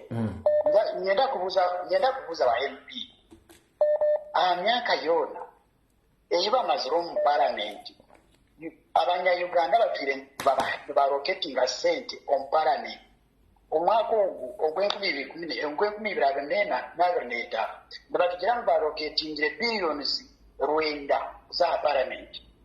Ngenda batusobole omyaka eki yonna parliament bwebireko niki ekibakozere omu western, niki ekibakozere omu northern, niki ekibakozere omu central, niki ekibakozere omu eastern, ekibaliyo ne batugambira leka tuze tukoleyo nanka eky'olukiiko. Niki n'isomero kyerubatire, n'irwariro kyerubatire, niki kyona mu kindi business, niki sector ki eyibatire bakatugambira ngu kurugyerera ahari tukozereyo atudonetingireyo hati leka tuzeyo tukoreyo olukiiko, leka tuzeyo twete abantu baayo tuze bapenze hamwe. So ekyo nikyo kibuuzo kyange kindi kwenda kubuuza ba MPs batugambire niki kyonyine ekyo kibatraktinga kugira ngu hati nibenda bazeyo bakoreyo olukiiko. Sente zona ezibakuharoketinga o parliament ni sente kyebarakoze bakateekamu bakagira ngu eki n'ekizimbe kikozebwe parliament, ekirevolutionary kikozebwe parliament, eriyibwaro kikozebwe parliament. Kuba arwire bateera bwawo ebintu bije bakole ki bashikame kokala bakine kibakwepekaho babe bareke kushishiza n'omubiri webalebo tweyanzanyisa. Halo nange bwente sebo gye baliko sebo kale sebo bakobere mu lusoga ndijja kozesa olulimi lwensinga ategeera obwera ndi ku mukutu ndiwulira abateesa zeena naabona nga kingema kukakatibwa okubaisimu okuteesa kweri eggwanga ekyababaka ba paliamenti ekyo kyo kituluma ino aye lwakuba kitulumira eno wansi tuzira kyakola eno gavumenti eriku ebintu byayo byantaka aye singa kisoboka twasalawo twaba kirala baida nga we baidi oba baide neweso busoko oba baida mwabazinga oba mubaka waife wanupu oba wakyaye nani nayo mwabasanya obusani kuba bazira mugaso ensi ng'ensi erina ebyetaago bingi ikonomi y'ensi yabba ekisooka buli kimu kyagootaana ensi erimu obunanfunsi nze ndina endowooza nga nzija endowooza oyo anyitamu ng'engeri paliamenti yeweeri mu vulugu ekyo kyona yakityamira yakiteekeza ati bwe tutambuza paliamenti tusayininga esente diti twadikozesa gye tuba tukoze eki tusoboye kuba ebiyoni zeedu dempulira olowooza dikolaki basayininga biyoni zeedo bakozesa ku ntono beegabanya edibadiki aye tulina ensonga eyindi muganda wange bwaki olwaduuzi bino ebyamataka byakuseewo ife ebusoga waliwo abataka beeyo ku mwalo wa Nyango bapima eitaka lya Nema basimba poolo bwe basimba poolo kayibayira bapima efuuti 600 okuva ku maadi duuzi babeeta ku kanso ebugembe bwe babeeta wakati mwesenza ku itaka lya Nema ngaye eriyo n'amagombe badaada baabwe baaliyo kale muganda wange tidde eno gavumenti otyama walowooza n'ekyokola nga takitegeera walowooza oti oba ofune baayiba bulungi tuyanziza nnyo saba hello musomesa webale kutuweereza ssebo nkale nyabo nabo bale kubeerako ssebo kakati kyensookerako tica kyenyinza osooka okwogerako nti abo abasajja tebaagala kubabuulira mazima amazima gabaluma tica lumbu y'amazima galuma abasajja abo naye ffe tujja kusigala nga tugabagamba omuntu lwaki ekintu bwe kiba kikuluma tokyusaamu kitegeeza nabo balaba nti kyebakola si kituufu oli bwavaayo n'amuyimiriramu n'ayogerako ayagala kulwana bulwanyi amazima gabaluma mpozi n'akalala ntumiddeko ku bakomuledi bannaffe tica lumbuye beebale kulwana bannange kansembyeyo kano nyongera okujjukiza mayiga omwo mwamegererera mwe yeesirisiza omwo pulogulaamu yaabwe yonna tugimanyi ey'okwagala okuddamu okufulumya Ssaabasajja Kabaka naye ekyo twongera okubajjukiza nti tukyababanja Ssaabasajja Kabaka ate tebageza ne balowooza ku ky'okuddamu omufulumya mayiga olaba akanula amaaso bw'atyo ne mukazi we Nnaabagereka tica nga Kabaka baamuzza mwali kakati simanyi waddamu ne bamufulumya bagenda gakanula atya simanyi kuba bakaddiye mwezi gumu ate nga bajja kukaddiyira ddala we bale kutuweereza musomesa beera bulungi kale mukama kukulembere hello wangi sebo olamusiza nange bwentyo sebo gye baleko sebo kale sebo ensonga eyo gyempulidde ey'okubeera nti baagala okutambuza paliamenti okugenda mu buli kitundu ekya Uganda ebitundu ebirina okusooka eyo pulaani ya Mongi yagikoze nti buli abaateekako omukono abagenda okubeera nti basobola okugenda mu bitundu ebyo bajja kubanga batandise n'okunoonya abaala abadde bakola mu Shelton ne mu woteeri ennene ne bagenda okufumba emmere eri abagenda okwoza ebintu kwe banaasula bajja abikozesa mu woteeri ezo zonna ennene n'ateekayo abawala nga bwe babawo obutwa abalala babufunira ku ppiro kwe basuze tawulo n'amasowaani agagenda okuvayo kwe baliira babamanyi amannya gonna baagabawadde ye pulaani egenda okusooka obbamalawo pulaani esooka enkulu kuba aliwo omuwala omu abadde akola mu Shelton omwe yambuulidde nti bagenda batwala kukola ngulukulu kulabirira baki kulabirira ba MP abagenda okubeera we banaasula wonna nga bakikola mu ngeri yonna n'eminyolo kwe bagenda okuyingirira omuzigo bagumuwa ne bamala okulaba ng'ayingidde ne bagusiikako obutwa n'ayingira tawulo ne munda mwasuze ne mu ppiro ne muki n'essuuka ze bamuleetera okumwalira ogamba ti tawona ne bwaleba emmere tagiridde tawona ye pulaani empya gye bagenda okukola kati okumalawo abo bonna abaasaako emikono mu kumugyamu obwesigwe byebyo ebyange sijja kwogera bingi ebirala mujja bifuna bulungi mu bitegeeri tweyanziza nnyo ssebo kale ssebo hello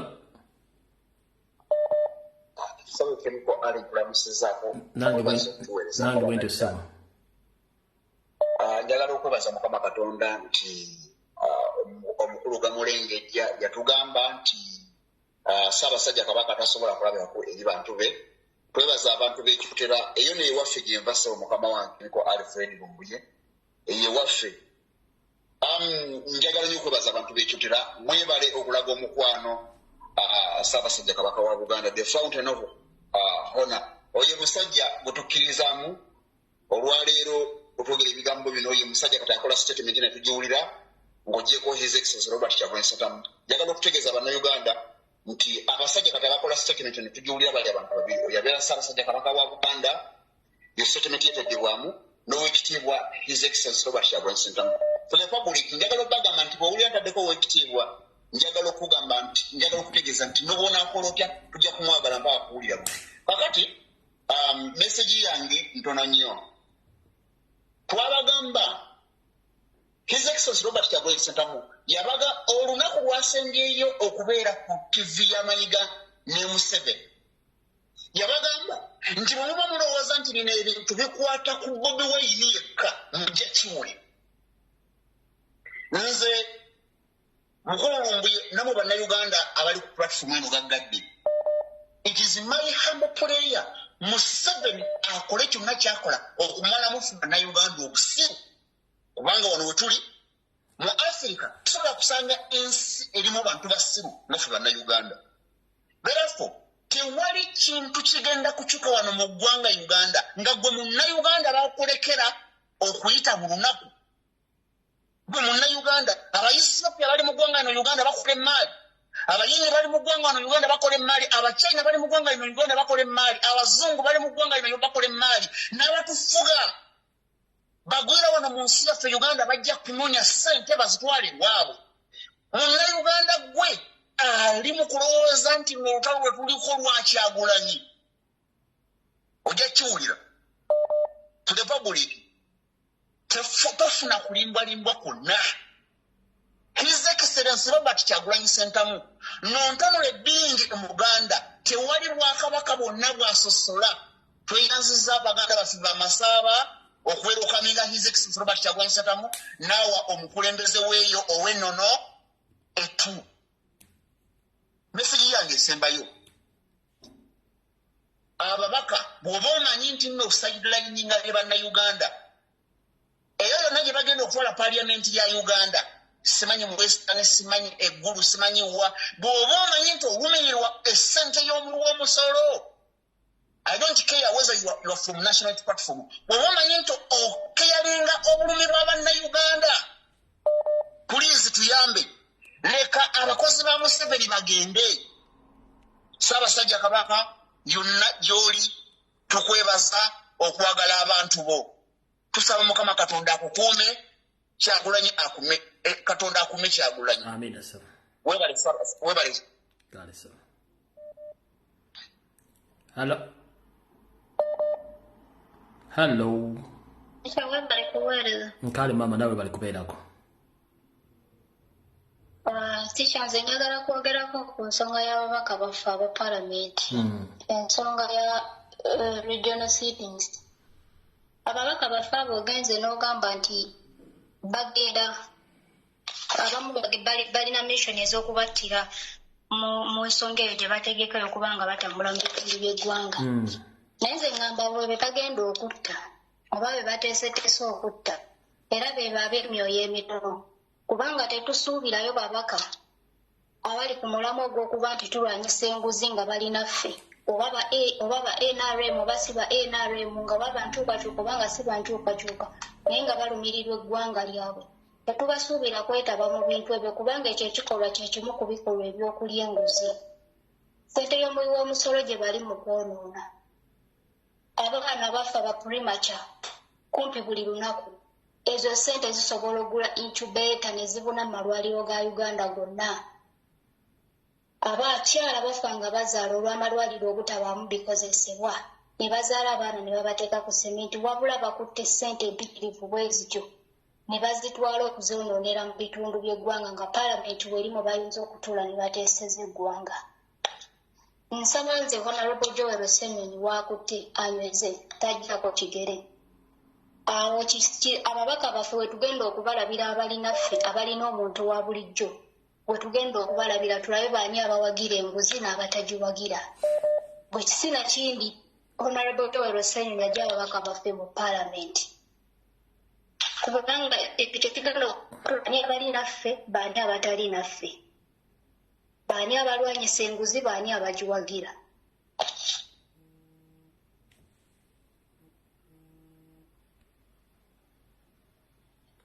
Hello.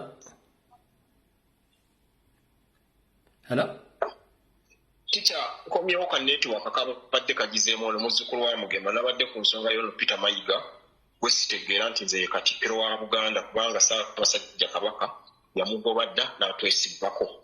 Kabaka kasita yamala okutegeeza nti ye tasigirwa nze namala okutegeera nga nze nti Mayiga takyali Katikkiro waffe.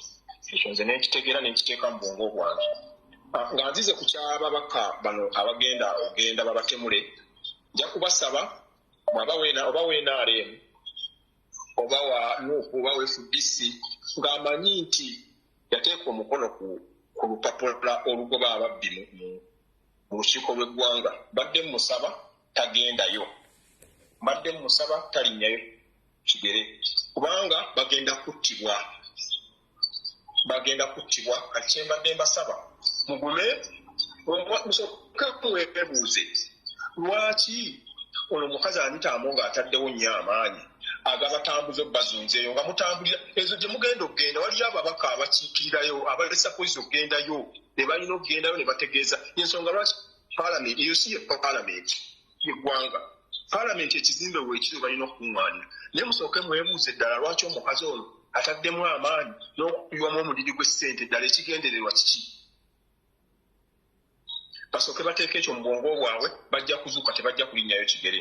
Naye tubasaba tebageza ne balinnyayo kubanga tukyabeetaaga bannayuganda. Naye bwe banaalaba omusimbi kubanga ezo essente zitokomoka ze bagenda okuwa zamuyiwa musolo nabo basooke bakitulamu balabe.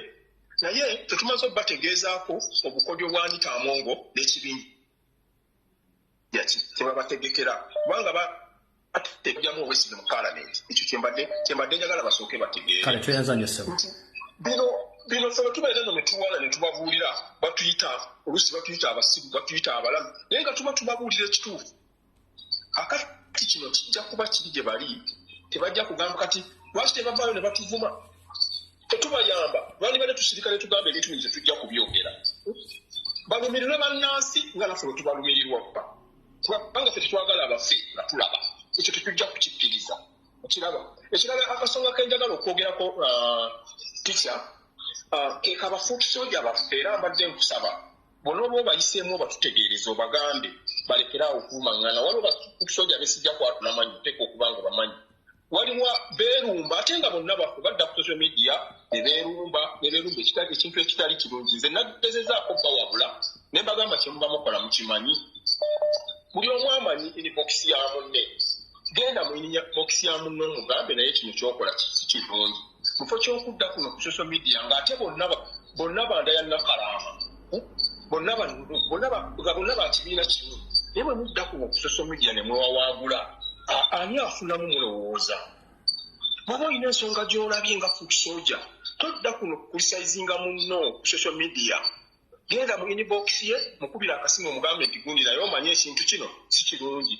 Tisha kimanya abantu bano bamanyi bali abavubuka babiri bantu balungi tubeetaaga naye ate munnange wabeerawo omuntu omu kyakoze alumba munne ku social media ekintu ekyo tisha tekirabika bulungi. Kale so mukama akakyo nze mbadde nkusaba oyogereko nabo obagambe nti bannange ekintu kino si kirungi kubanga gwe eddoboozi eriyo ssebo liwuli okusinga agaffe bagambe kino sikisiimye. Bw'olaba nga waliwo ekizibu ng'oli foot soldier tovaayo ku social media kuba munno kiba tekirabika bulungi. Tuba tutandise okwetemamu tufunana endowooza egamba nti osanga waliwo ababateekamu ssente mujje mukole ki mulwanagane. So ekintu ekyo picha mbadde saagala kukiraba. Ngenda kumaliriza nga ŋŋamba nti nsaba ba MP nkaddamu kano ba MP baffe oba oli wa NRM oba oli wa FDC oba oli waki mugenda kufa batandise okubatambuza. Kale so tuyanzanya mugenda kufa nga batandise okubatambuza. So n'olw'ensonga eyo bwe muba mulina amatu muwulire bye tubagamba muzukke kubanga Paalamenti bwe muba baagala. Hello. Hello. Wanjinya. Mr. Rumbuye jebale kosto. Kale mama nawe jebale ko. Mundange nsanyuse kuwuliriza taata ndeyanze kwewale njagala wakukutanda. Mundange tukwebaza byonna nyongera okusaasira leero lwerusoose okuyitamu. Enyabo. Musebo nenjagala okuwuliriza ababaka abagamba ngo batutte paliamenti bagitwale mu ggwanga wonna.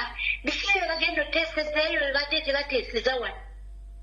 Ebibadde bibalemye wano era bye bagenda otuyambe. Anti munnange omwana bw'akubula eminannamiro mboddako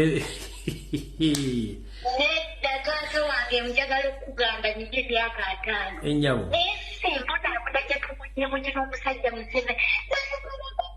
Njagala Museveni. Tebona babayekera ekisoma bituyisanga ku bulamu batuli bato. Naye Profesoni Kasantasi okuyitamu jjajjakuwa. Kale maama. Naye tuyita. Kale Mukama akume webale kuweereza tukabawo obulamu obulungi. Hello. Hello. Wanji nyabo. Hello. Oli nyabo gwaliko yogera gende mu maaso. Tikyakulamusizza webale kuweereza. Kale nyabo nawe bakubeerako. Abo bagamba nti batwale ababaka engulu. Nze mbadde ndowooza buli omu akimanyi n'embaata ya neti ekimanyi nti abantu b'engulu bali bubi nnyo tebalina masomero. Ezo ssente bazitwale, ssente nnyingi nnyo baziyambemu abaana bakole amasomero. Balekerawo okutuula mu miti. Bwentyo bwe mbadde nteesa. Mpozi embaata ya neti epangisaawa. Embaata ya neti? Anti abantu abatalowooza era epangisa mu paalamenti. Kale mwenna bamme ba paalamenti mutegedde bulungi nnyo mwebereremu tetwagala tusiriwaza sente z'omuwomusolo muziveeko. Mukama akunkumire ennyabo. Kale sefu.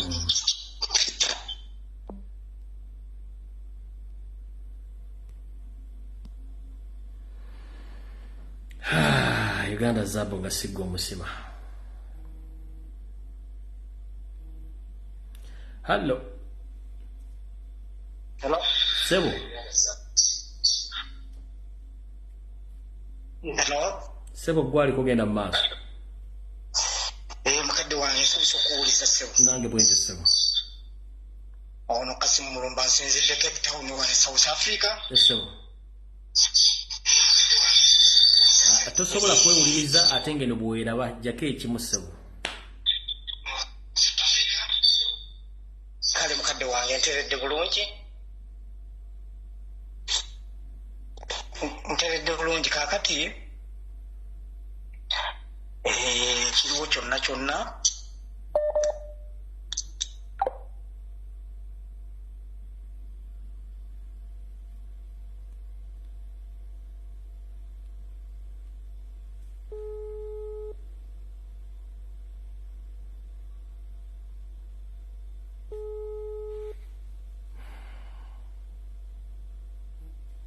Hello.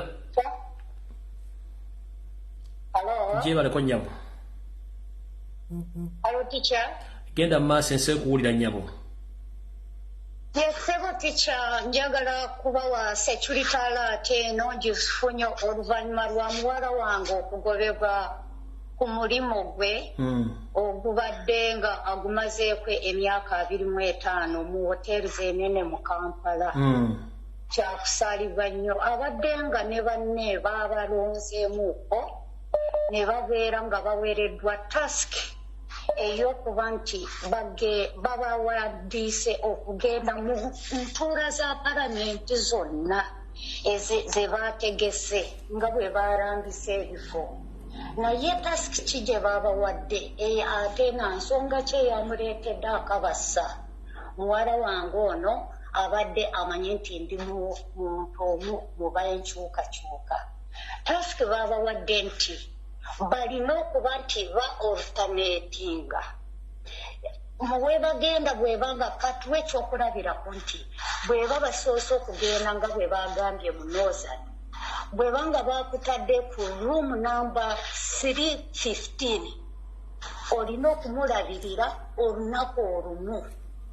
kati ate n'oba ng'olina okubanga okyusa kati nga mu tesika eyo baabawadde obutwa bwa pawuda nti balina okubuteeka mu kiroozi.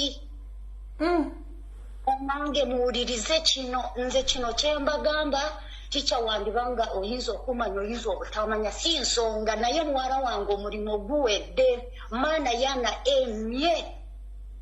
ati bantu bagambire mu Nyankole bagambire mu Runyankole babitegeere bamukutte batya bamaze ne babagamba nti bagenda kutambula wiiki ejja.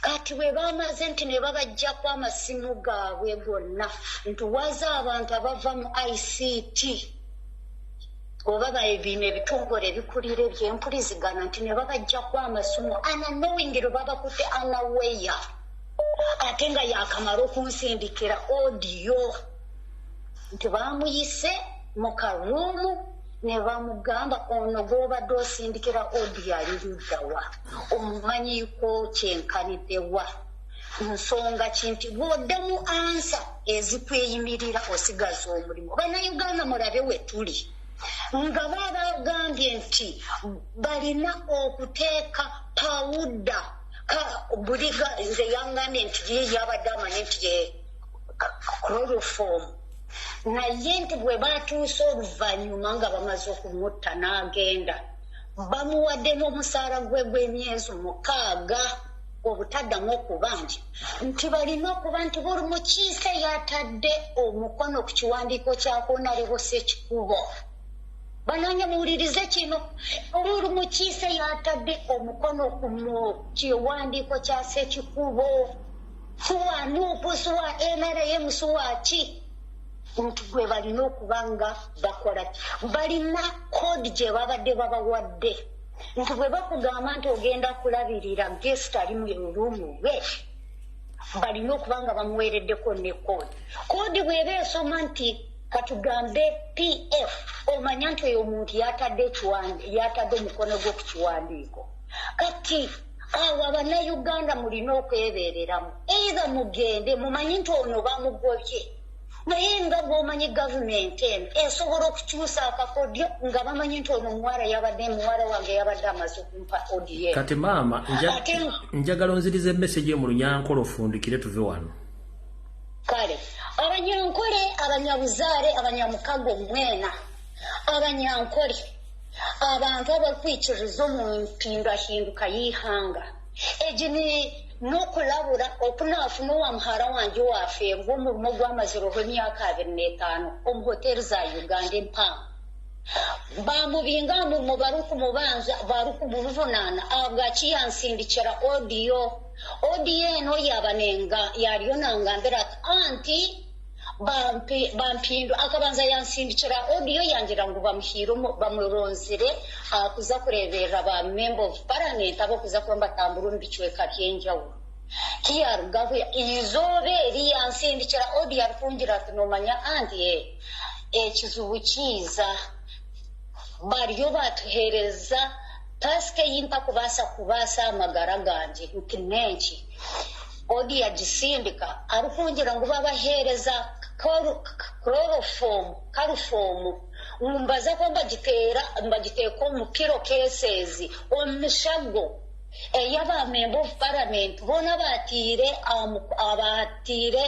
omukono gwabo akihandiko kya Honorable Ssekikubo tubaragira ngu oba wa DP oba wa MP owa DP oba wa CP oba wa twara tujembe ngo bo babahereza kodi buli omwe ayine kodi eyibamuhereza yeye ngu ayina okumakinga sure ngu yaza room katugira ngu baza nkoko kuzafutandikira omumambuka ejo niyo ye final briefing buli omwe babamuhira kantu nawe yakakwata ngwe yanamanya nkarufomu kiyaheza ngu babagira ngu so numuza kuba numukore kintu kimwe karufomu ejo mugiteeke omushago imwe Abanyankole nimukyenge mushago niki ekyokumanyisa wenuho yayekyenje yagera tubona sabantu ebintu byona byagorerwa eziba kuza kuraramu amashuka n'ebigera byona byagorerwa wabo mu roundry so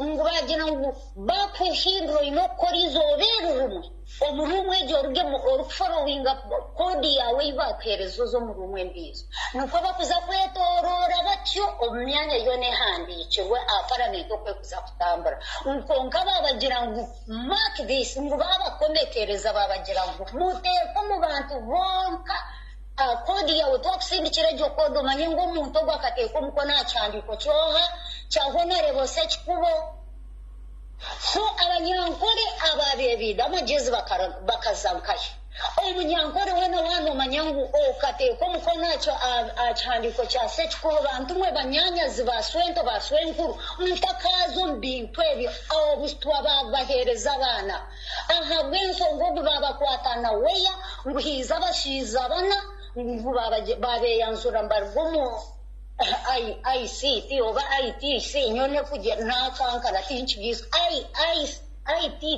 ICT nimuza kubinyamba ko IT department, that is information technology department of the parliament.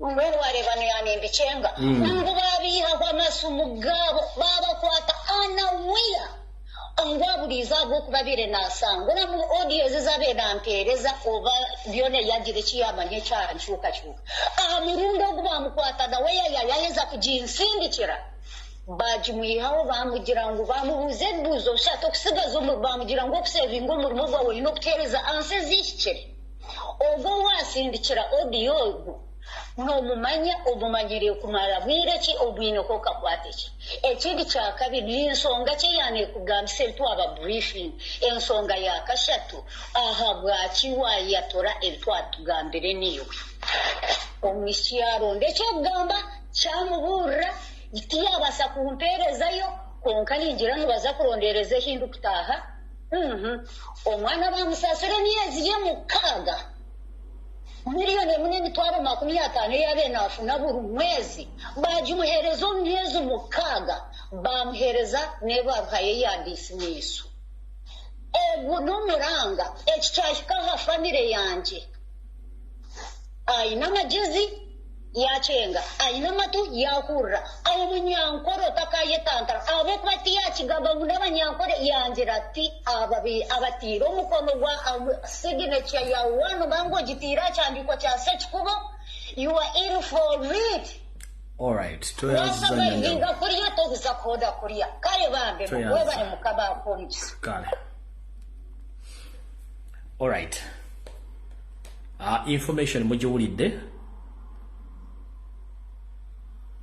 n'abatafuddeeyo kiri gy'oli kuba twagala kukendeza ne ku basiru manya abasiru bangi nnyo ate abasiru bakula bazaala bazzukuza ate bakaddiwa information ebanga etuuse buno ogitulanga kyakuzanyisa we shall meet in another life tetulina buzibu gwaffe gwakubalabisa nagwakubawa information waliwo n'ekirala buli muzadde ena ng'oli mu Uganda ng'omunaddala mu bitundu bya Masaka Kyotera Lakaayi okuddeeyo ntegezeddwako information yeno eri somehow funny naye it's true. Waliwo hoteli y'Abanyarwanda eri Busega gye bayita Best Hotel. Activities ezibeera waawo muzimanyi bulungi ne kati n'ebitundu bya Masaka, Lyantonde, Lakaayi, Semba buli wa yonna bangambye bayiwa kye bayita Omunyarwanda ng'alina mission eyokugawa obutwa mu mabaala ago. Mission etambula etya erya biti funny ne kanji bagambe nze obwe gwakubabuusa.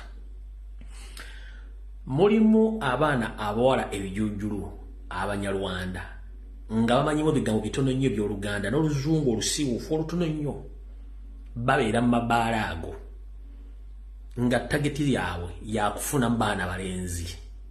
Abaana abalenzi bano ng'omulimu gwabwe gwakubawa butwa obalwaza kansa ku mabeere. Ntegezeddwako nti mu bbaala ezo abaana bano bangu bakukwanibwa mu kifo ky'okkuwa ekiwojjolo mu bbaala omwo asobola okukuweeramu ebbeere n'oliyonka naye olumala okuyonka ebbeere ebiddako gwo binyumiza bajjajja baakusooka ekaganga. Yes, ojjajjuwulira ng'erya biti funny naye nga that's true.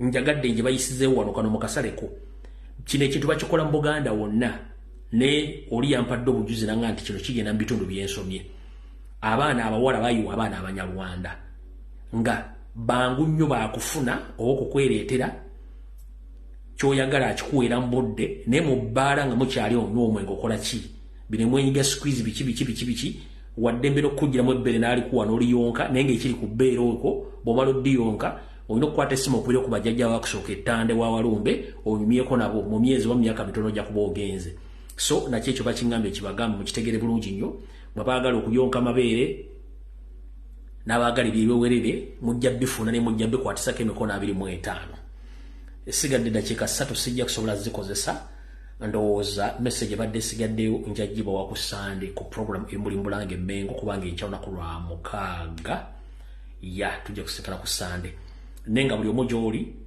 buli omu weebereremu mwogere ensonga zino omuntu yenna kujja ku social media platform n'omusangako nga talina nsonga ya simba gyakuwa nga yankyukakyuka oba takuwa solution wabula akudaivatinga talina solution akugamba nti wakyukakyuka talina solution kyokka information gy'omwogera agikubamu ebituli nga yeeyita wankyukakyuka bwe si bankyukakyuka waliwo system empya yajje ku social media nga bagikozesa ate beeyita bankyukakyuka okumalamu bannaffe amaanyi naddala bakola omulimu gw'okwogera nga baga nti bakola propaganda oba blackmail naye nga yazze okwogera talina kyasobola kukuwa wadde kyali ayogeddeko nti enkoko igenda kubiika oba ewakoze ki enkoko igenda kukola ki bali awo bannyo ku social media naye nga beeyita benkyukakyuka so mukitegere bulungi nnyo nti abantu abo gye bali era ku ground ekigenda okutwala abantu kingi nnyo mission y'abana abasajja bagiyita ethnic cleansing eri scientific ate eri seducive enzita eya ethnic cleansing weeri egenda mu maaso mu Buganda naye nga seducive nga kigambo seducive nti esikiriza omuntu okugwa mu kategama akamangu kali njagala bagamo bakyali bange mwenna ffenna tetujja tutuuka mu Uganda mpya eri abatajja tutuuka olwokuba nti amagezi balina matono eri abatajja tutuuka nga balaba nti okunywa omwenge n'okujja ebyojjolo kimusingira ate Museveni yettegete gy'asinga okwagala so njagadde obbagamba mubeere n'enkizo mu kutegeera n'okwekengera nga akaana k'omusotani bwe kava mu ggi oba mu kisusunku ko kabeera n'obusago kalumirawo nammwe abaana abawala kyekimu mwegendereze nyavuuka baaka bano bangi nnyo nga bayitamu okwana abaana abo bajja ku layini babakyuse so njagadde obbaga ekigambo ekyo kulwa Katonda n'ensi yange video ewere tusekane ku Sunday saa 2 mweraba mubale kubeerako